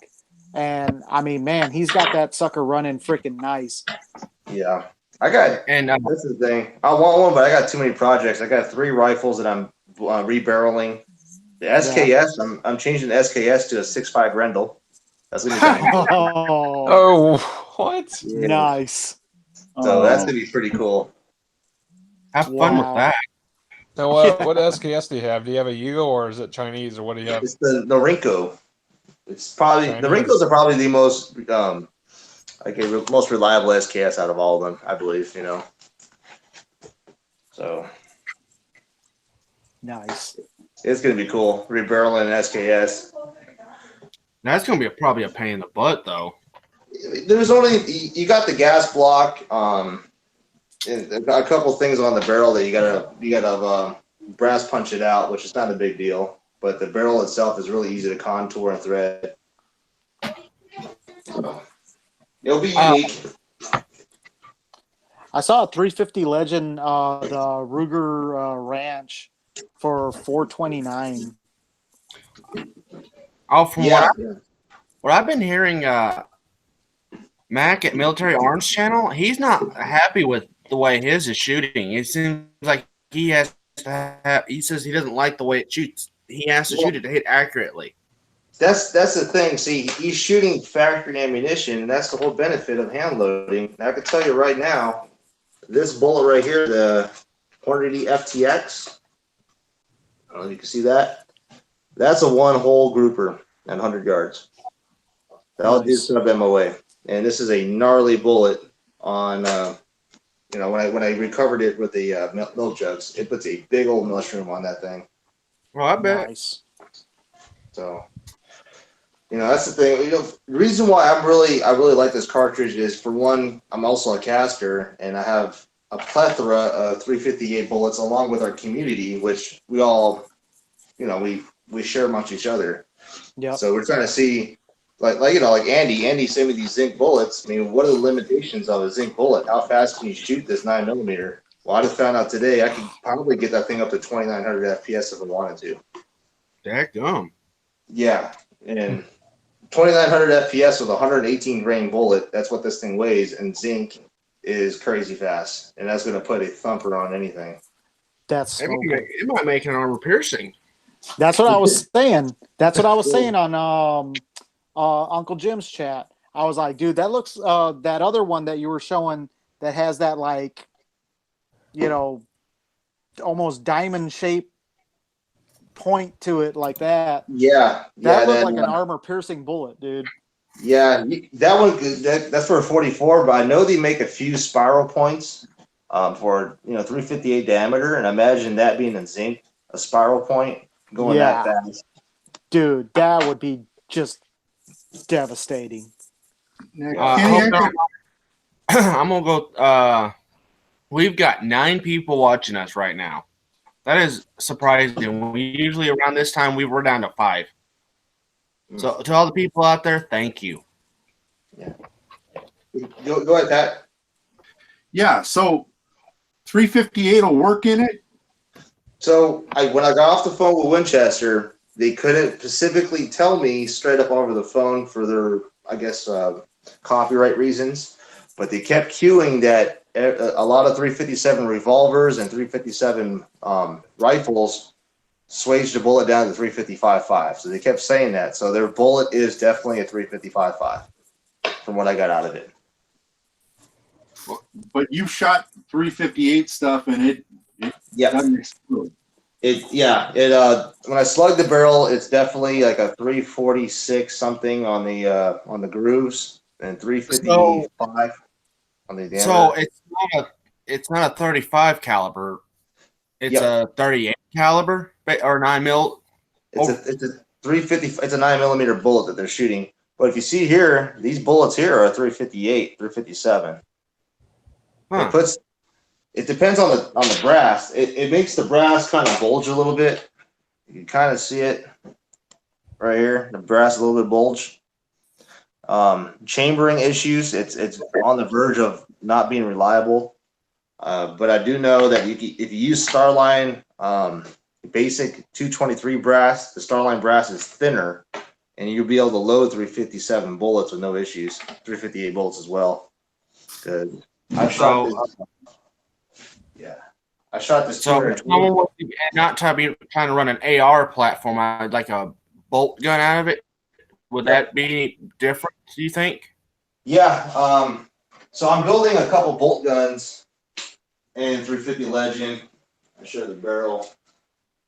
The barrel's this nasty, big old 2-inch bull barrel. I haven't contoured it yet, but this is from Black Hole Weaponry. It's a 3-groove 358 bull or bore, right? The 357 bore. But I bought a reamer that's kind of a modified version of the 350 Legend. You could see it on PTG website on the reamers. It's a modified version. It opens up the case mouth to accept a 358 bullet. So it's just basically fixing what Winchester messed up, making this thing a 357 like it's supposed to be. So in other words, they bought stock bullets, threw it together, and said, "Fix it yourself." Yeah, I'm basically fixing it myself. The difference on this barrel is that it's a 1 in 10 twist, not a 1 in 16. So that'll be interesting to see what kind of accuracy I'll get out of it.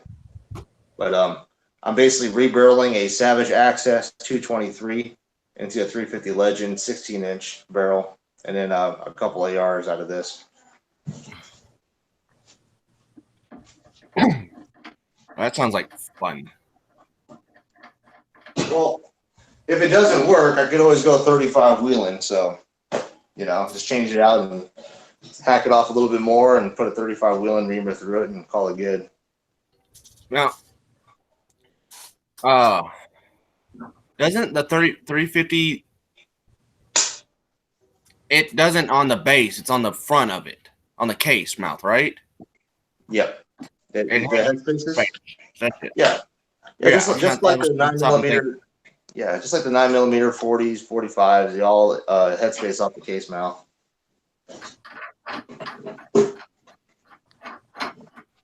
So basically, like any other straight wall. Okay. Yeah. Well, I know they're.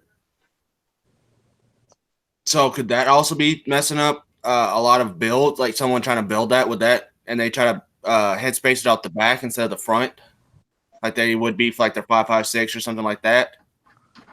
I mean, it's a straight wall cartridge, and it's not a belted Magnum, so there's no belt on the base on the headspace at all. The only way they're going to mess it up is if it's either they cut the chamber too short or too long.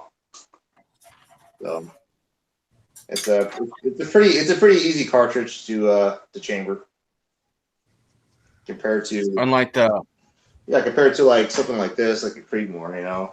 Creedmoor, you got that the shoulder. Wow. Yeah. And also that long bullet, or like the Martini Henry round. Well, what Pat was telling me about the Martini, which is a very interesting concept, is that it's a variable bore diameter. It starts off large and squeezes down. It's almost the same concept as a I don't know if you're familiar with a Gain twist barrel. Yeah. You start off with like a 1 in 20 twist, and it ends up being like a 1 in 10 or 1 in 9 at the front of it. That's what's on my Marlin 22 WMR. Okay. Is a game barrel. But it makes me wonder, is like, that was a very unique design, and that's probably the biggest success of that cartridge is the fact that it does that. It switches the bullet down uniformly until the right diameter. It was shooting good for us, and we had a little bit of wind, and seeing a cast lead bullet, for one, it's like a 1 pound. Every single time you shoot that thing, it's like 1 ingot going down range. It's like, I want to get a camera because I'm pretty sure I can capture that bullet in slow motion traveling all the way down there. But Warsaw's got to hop off. Bye-bye, Warsaw. Yeah, you guys have fun night. And Warsaw. guys, just stay tuned. I'll probably posting up some new videos here and there. Cool. Thanks, Warsaw. I might be having a few myself. If I ever get it to stop raining, if not, I'm just going to take it. I'm just going to go over, make a trip to Kenny. Yeah. It seems like it's never raining over there.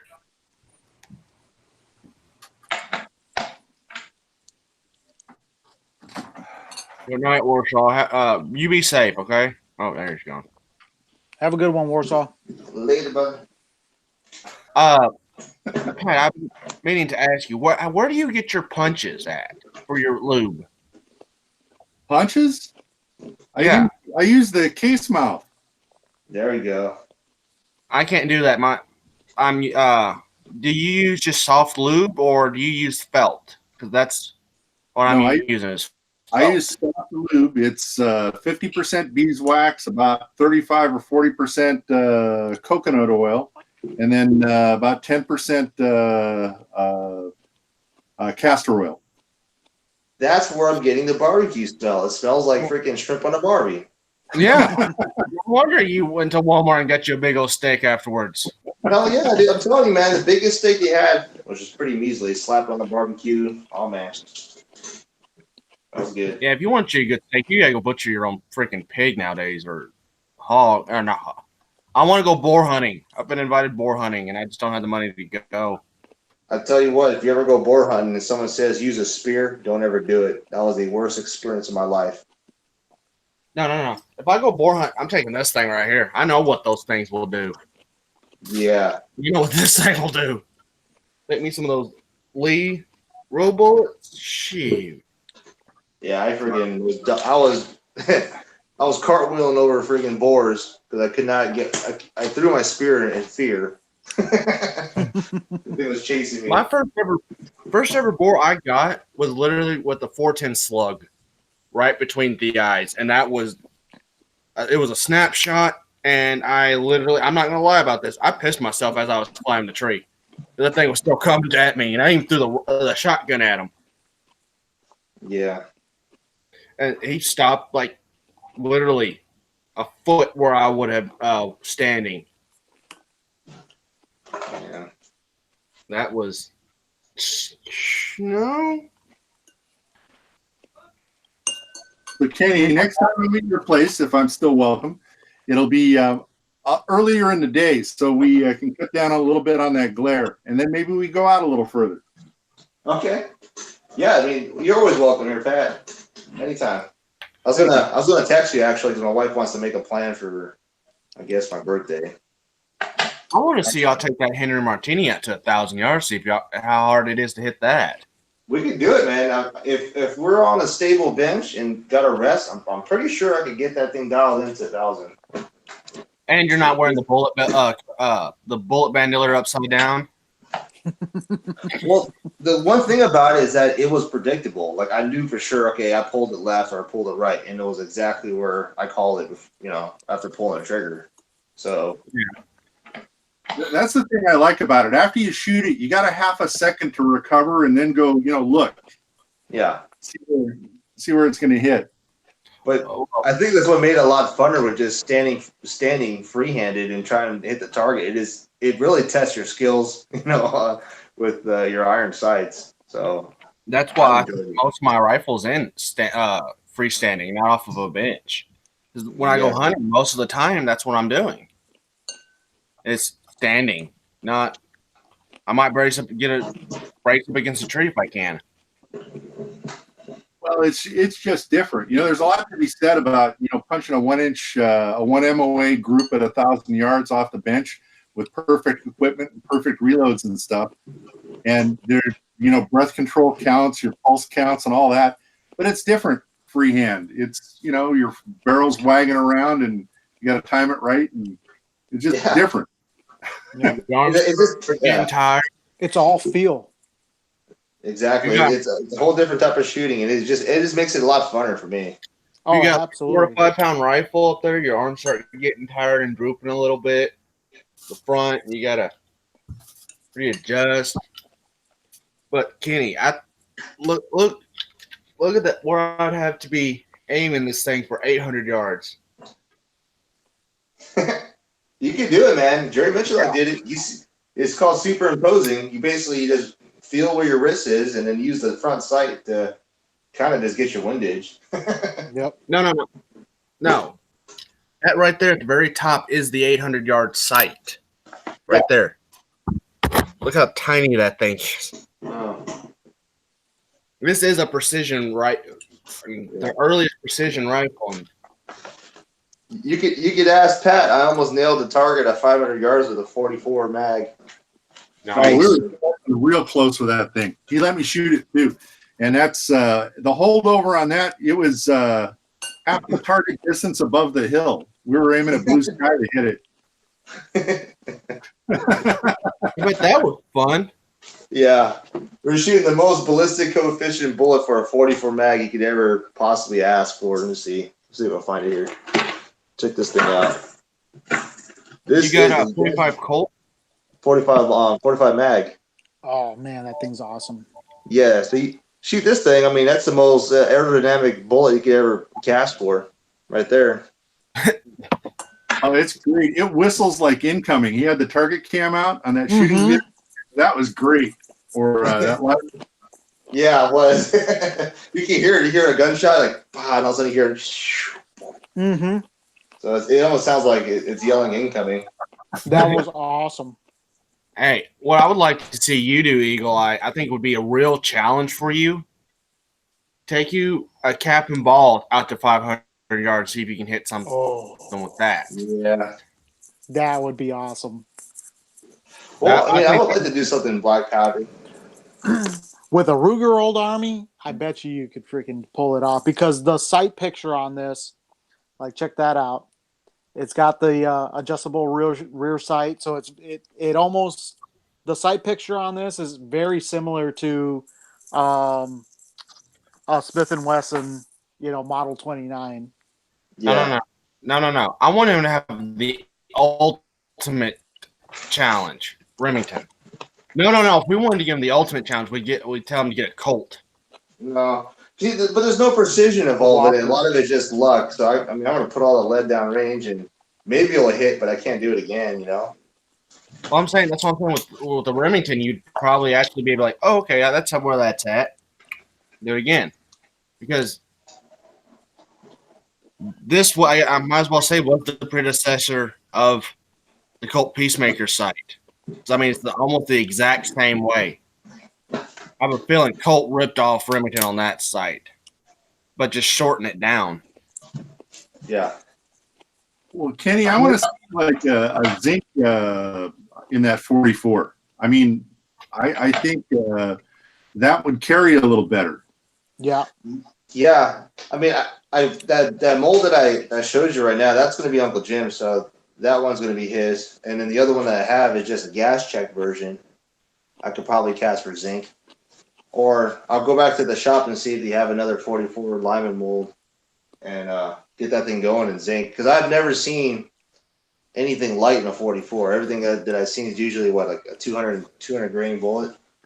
If they have another one of those 44s with that real big me plat, Yeah. let me know. Okay.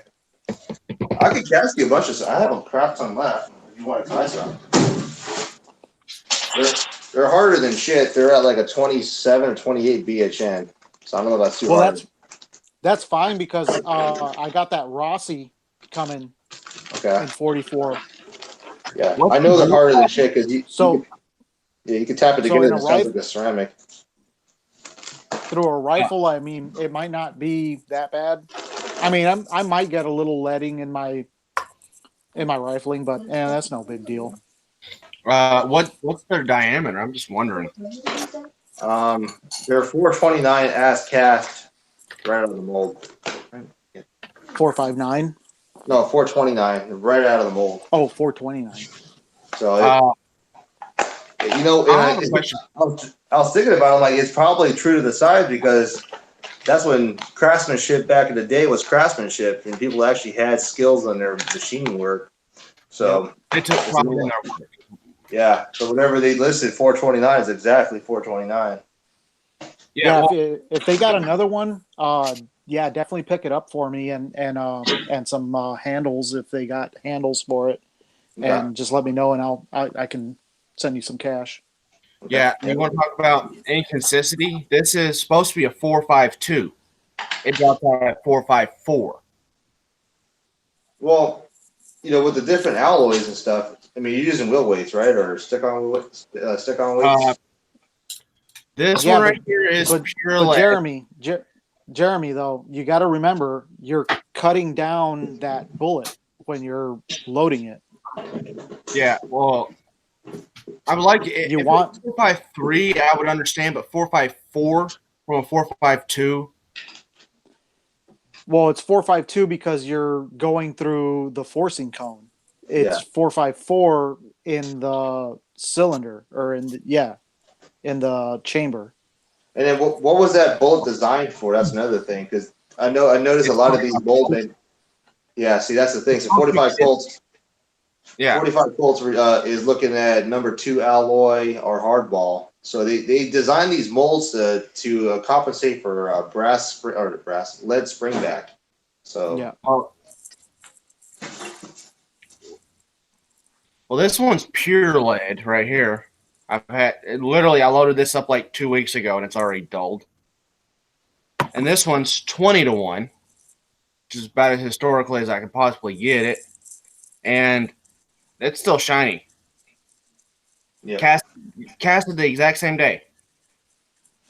yeah.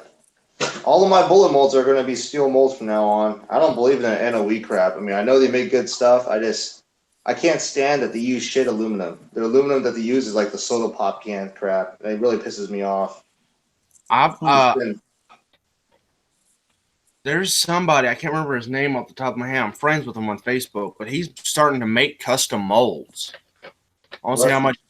I think they're about, depends on if you want like a 2 to, different size. I think it starts at like $40. But he has to buy the steel and he mills it out himself. He has to mill it out. Yeah, the cherries aren't hard to make. You can make it on the lathe, profile your bullet, and then heat treat it, or cut steel out of it. It's not hard to cut mild steel. Yeah, but I'm just saying, well, it's more, having to get the material, and then the time, and then he's got to make a little bit of profit. Because, I mean, he buys a block of steel, probably a bar, and then he's able to make like 2 or 3 molds out of that. Like 2 cavity, and then if you want a 6 cavity, 4 cavity, 6 cavity, 8 cavity, steel, not aluminum. Now, Jeremy, I was in and out of this conversation. I got to ask you, because I got this H&G 34, number 34 bevel base. And it's supposed to drop at 352, which is 45 ACP, if I remember right. So you're saying bullet size works in one of these black powder 44s? If you get Uberti's, like, correct me if I'm wrong, Michael, because I do get these confused sometimes. Pieta likes 4.52 projectiles, but I load mine with 4.54, so just that way I know I get a nice good seal. And Uberti's like 4.54. So you just have to be able to. Best way to know when you get it, and to see if you need to get a new mold. So Jeremy, Pat, the best way to do. Jeremy, is that something that looks like it'll work out, or something that you might want? One loop groove bevel base. That should work perfectly. Yeah. All right. But Pat, best way to know is just take your projectile, and if it doesn't just slide on in there, there you go. All right. That'd be an interesting one then. So I'll give that a go. Damn pain in the ass mold to work with though. Yeah, that's why I like 2 cavities. They're quick and I don't get as many made at a time, but it's not as tiring. You get more consistency. Yeah. Well, my problem is getting that mold hot is just a chore. Yeah. Well, exactly. 10 pounds to get the thing hot, and then you've got to just go. Yep. Do you have a ladle pour? Are you ladle pouring or drip pouring? Well, no, the thing doesn't fit under a Lee 420 pot, so I ladle pour, and the Lyman large ladle is too small. Yep. I've got a Lee topper. I think it holds 20 pounds, 10 to 20 pounds. Yeah, so the way they've got the little support struts in the back, you can't fit this mold under it. So could you not go from the side? No, you can't go in the side because you can't go in all the way because they got the little post kind of diagonal to hold the pot up. And then the thing there's just no way to get the darn thing under there. But on one of those Lyman 25-pounder pots or the RCBS, it'd work.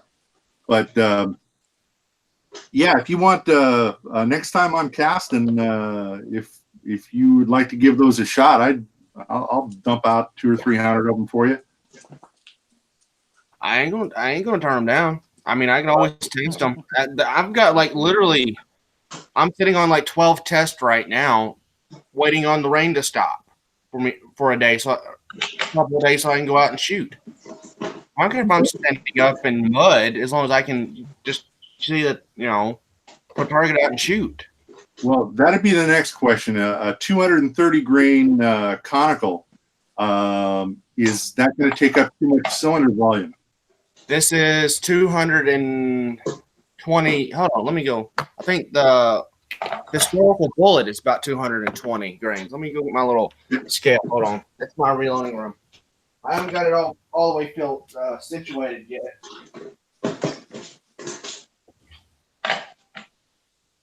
What was that again, Pat? What was the I grainage? was just admiring. Kenny's got his automatic decapper in the reloading room again. Oh, Yeah. It's the older model, though. Yeah. the older model. I've got bench cleaned up and everything. I'm trying to get me a natural big press instead of a little Lee hand loader. Well, I can say nothing but good things about a Lee Classic cast. I've got one that will not break. Are you talking about scales or press?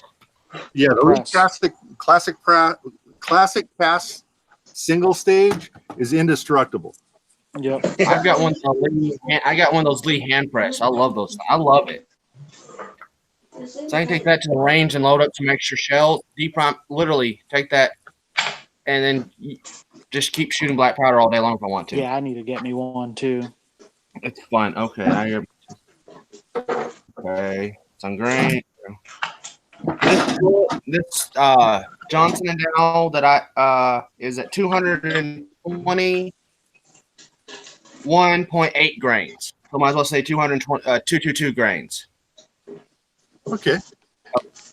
So yeah, it's and Well, the one and the 45 Colt ones are 210 grains consistently. So here's what I'm going to do. I'm going to Google up right now Hansley and Gibbs number 38 bevel base in black powder and see if anybody's done the work for us already. There you go. I'd probably have to cut. What's the length of them?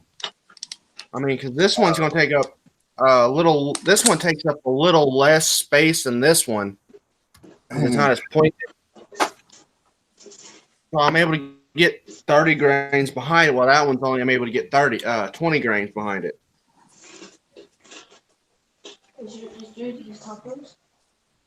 Because literally that bullet sits right. I have it flush. Oh, shoot. I have this one flush right here. That's all, and the rest is behind its powder and the nipple. You don't need to do on that one. Sure. These are for a new cartridge. This one, to get it flushed, it's taking up a little bit more. Yeah, put glue on it too. So, and Michael's playing with his gun again. Just barely tap it at that. So I gotta finish on this cheese ball there, so I can make a duck fly, Pat. Oh, yeah. So I'm gonna try to make a duck fly with this 350 Legend bullet. Make this thing, yeah. Fly, ducky, fly. I don't know how well I can see that little about inch and a half difference between these two bullets.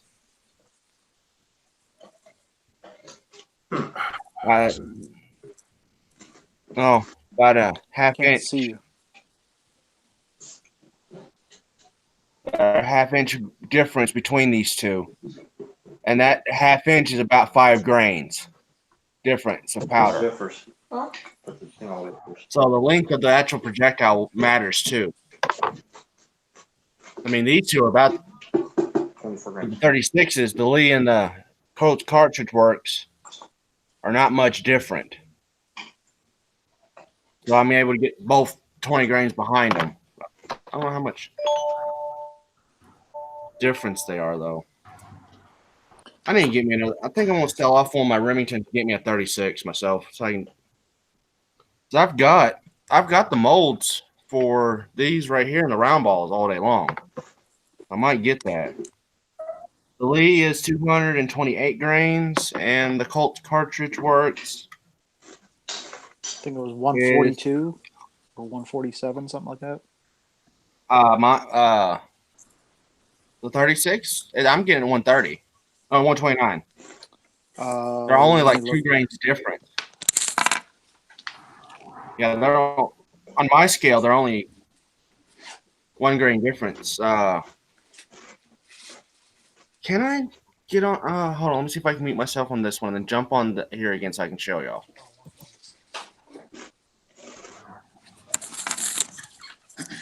Yeah, 126.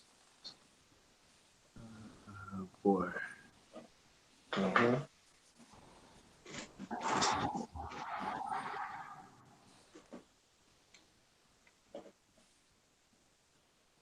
Damn cheese balls. You're freaking good. All right. Here, I'm gonna be.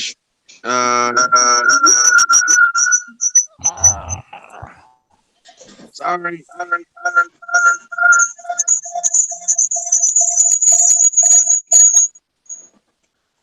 Ow.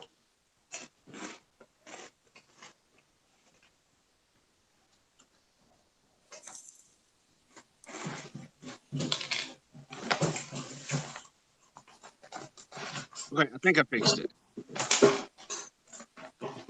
Now they're just looking at my face. Let's switch camera. Rotate camera. There we go. Okay. Here's. Damn it. Here's 36 caliber round ball. Oops. It'll stay on there. Put it on Come the on. sprue. I'm trying to do. I think it's too much at an angle. Hold on. There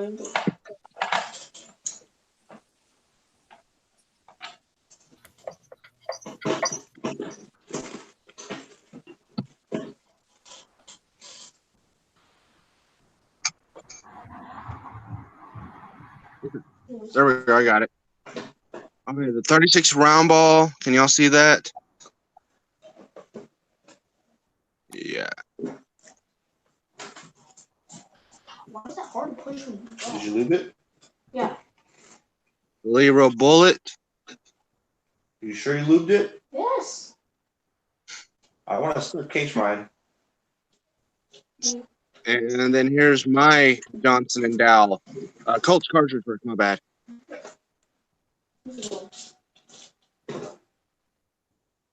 Trying to get to where y'all can see that.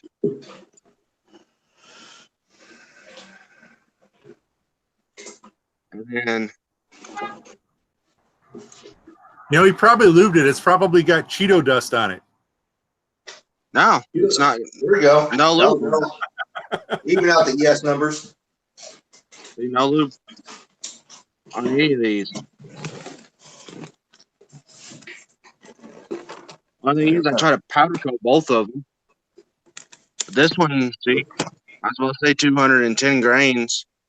It's close enough to round up. All right. And the Colt cartridge works. That's about what every one of them was coming out to for me. And me and Michael got them from the same people, same person.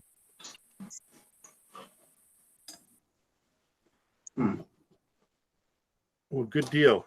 Well, I tell you what, if they'll shoot them, I'm going to try it out. And my back.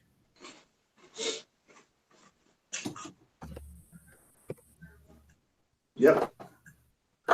There we go. And what was the diameter on that again, Pat?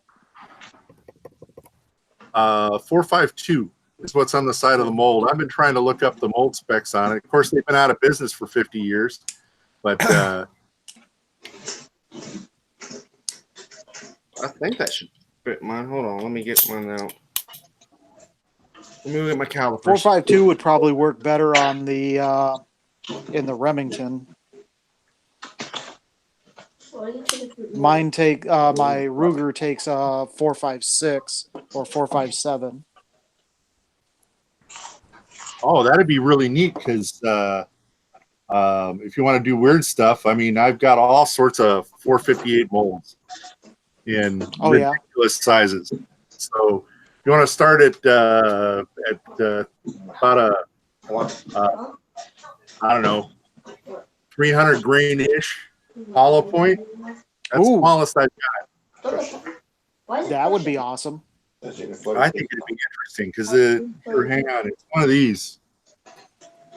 On top of some 777, that would be freaking nice. Hold on, let me. Can you see me now?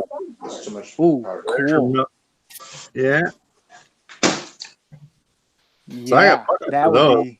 If you could size that to 357, probably run it through the sizer, and I'm sorry, 457. Well, I mean, it's 458. You said? Yeah, it's 458, and then with the powder coating, it's about 459. Oh, okay. But on a soft lead, because we'd be doing it in soft lead, just run it through the sizer. Yeah. 457 at 50 years, right? Yeah. 456 would be the small end. 458, 459 would be high end of the diameter spectrum. Okay. I'll see what I got lying around. I mean, the only downside to this one is it's got no lube grooves. There would be the really interesting thing. Can you imagine shooting a 457 powder coated bullet black powder? I don't know. Yeah, that would be fun. Might be interesting. Yep. If I hadn't messed up the powder coat, we know about it by now already. Pat, what did you say that diameter of that mold you wanted to cast up for? Oh, the other one, the 452s, is the 230 grain double base round nose. With one lube groove and a crimp groove. Yeah, but what diameter is it? 452. 452. So that's 2 thousandths over my chamber diameter. Mine comes out at 444. No, there it is right there. Okay, so help me out with it, guys, because I'm not a revolver guy much, but all I know is theory. So from what I understand, if you're shooting soft lead, the bullet will bump up to cylinder diameter on the way to the forcing cone anyway, right? First you want to shave off at least a little ring of lead, right, to make a seal. That's your crimp. Oh, I'm sorry. I got brass cartridge on the head. Yeah. So our cylinder diameter is okay. Cylinder diameter on a Uberti Remington is what? Usually 4. I think it's like 450. Usually, I think somewhere in that area. So I just have to run them through a sizer twice. No, you would want them bigger because you're gonna shave. You want to shave off a little ring of lead.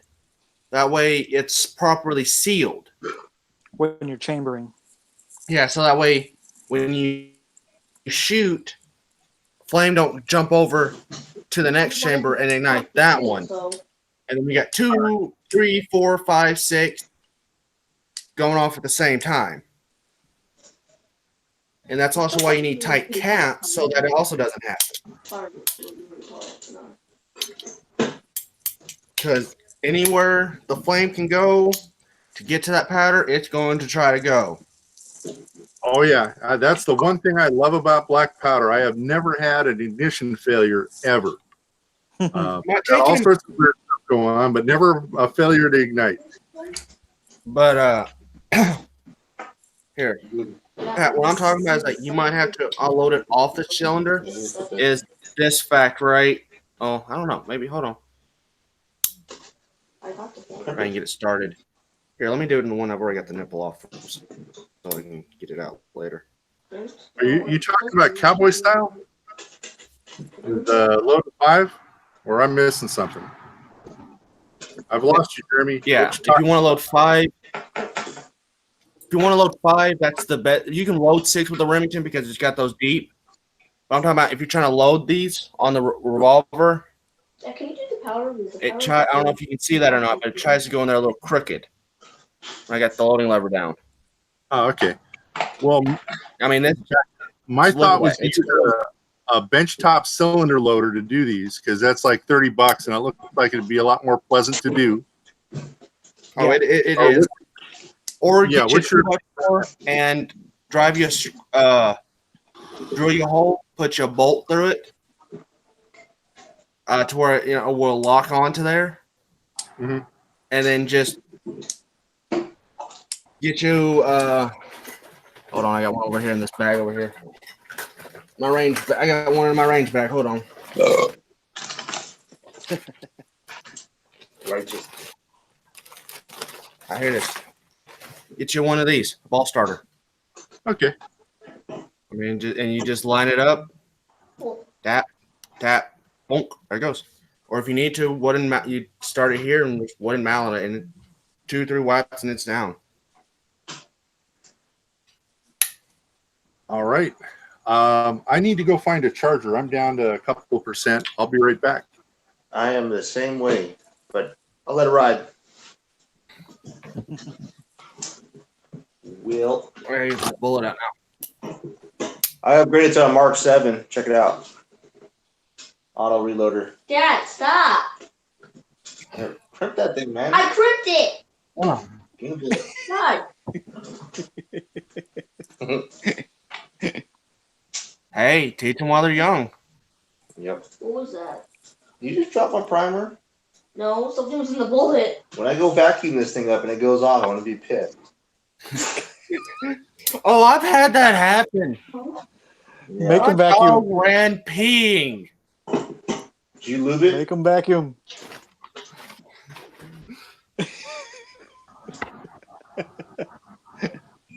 Oh, it's not hot. It's not get humid here.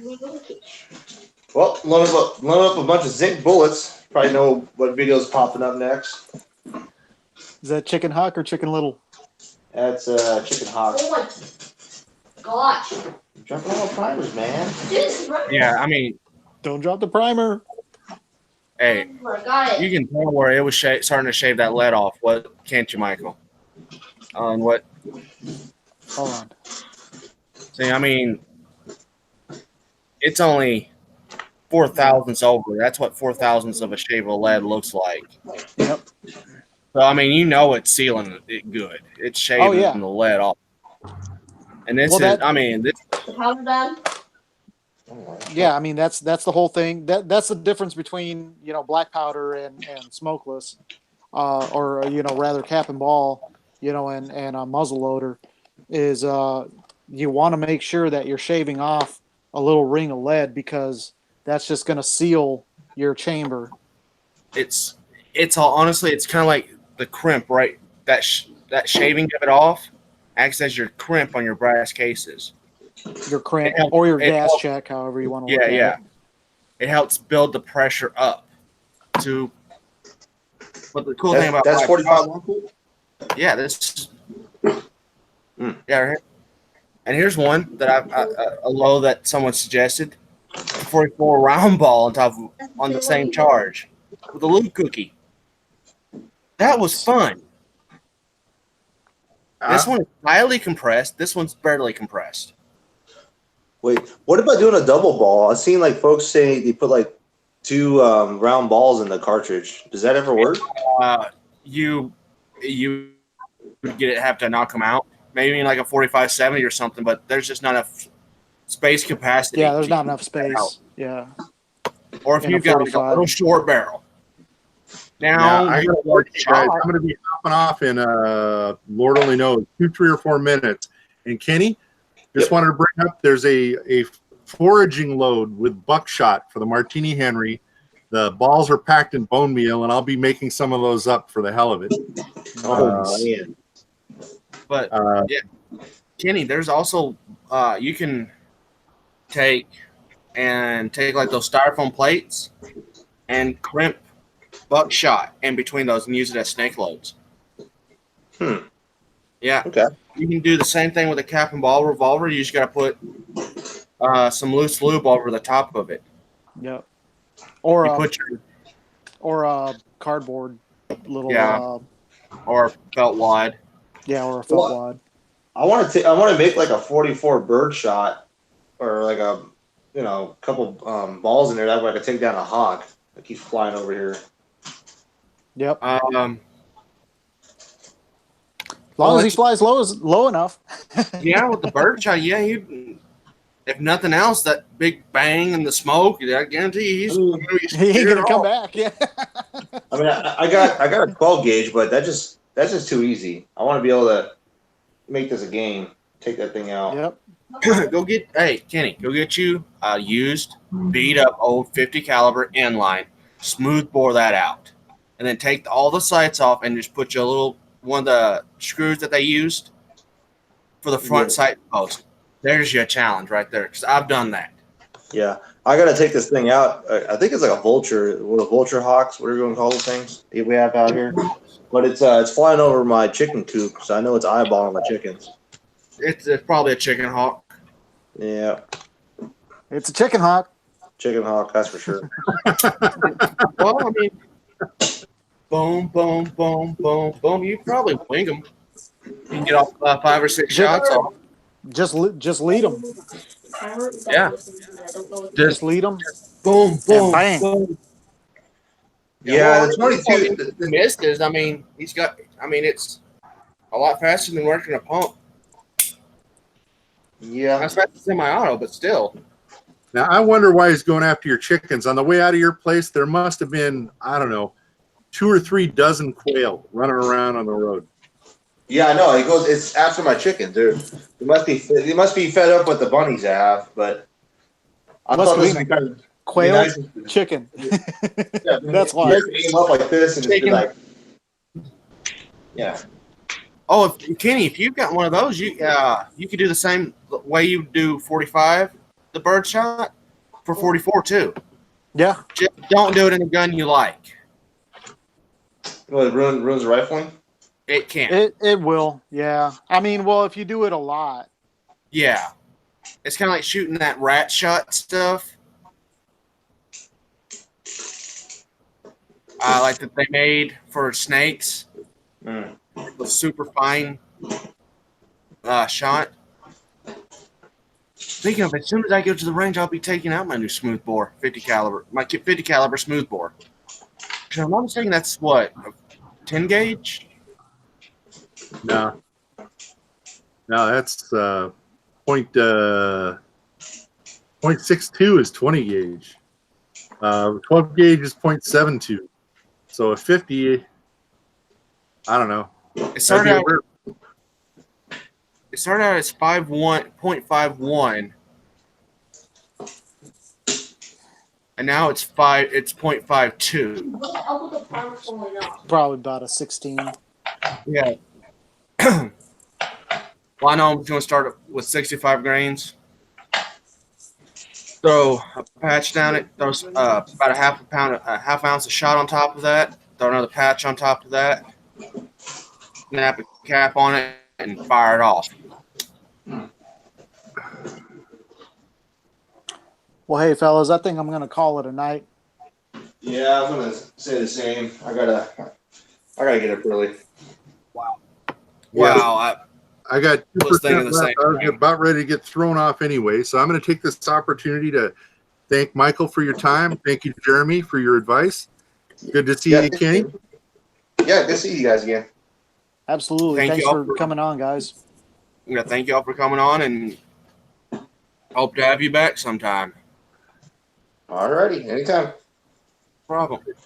Good night, you guys. Okay.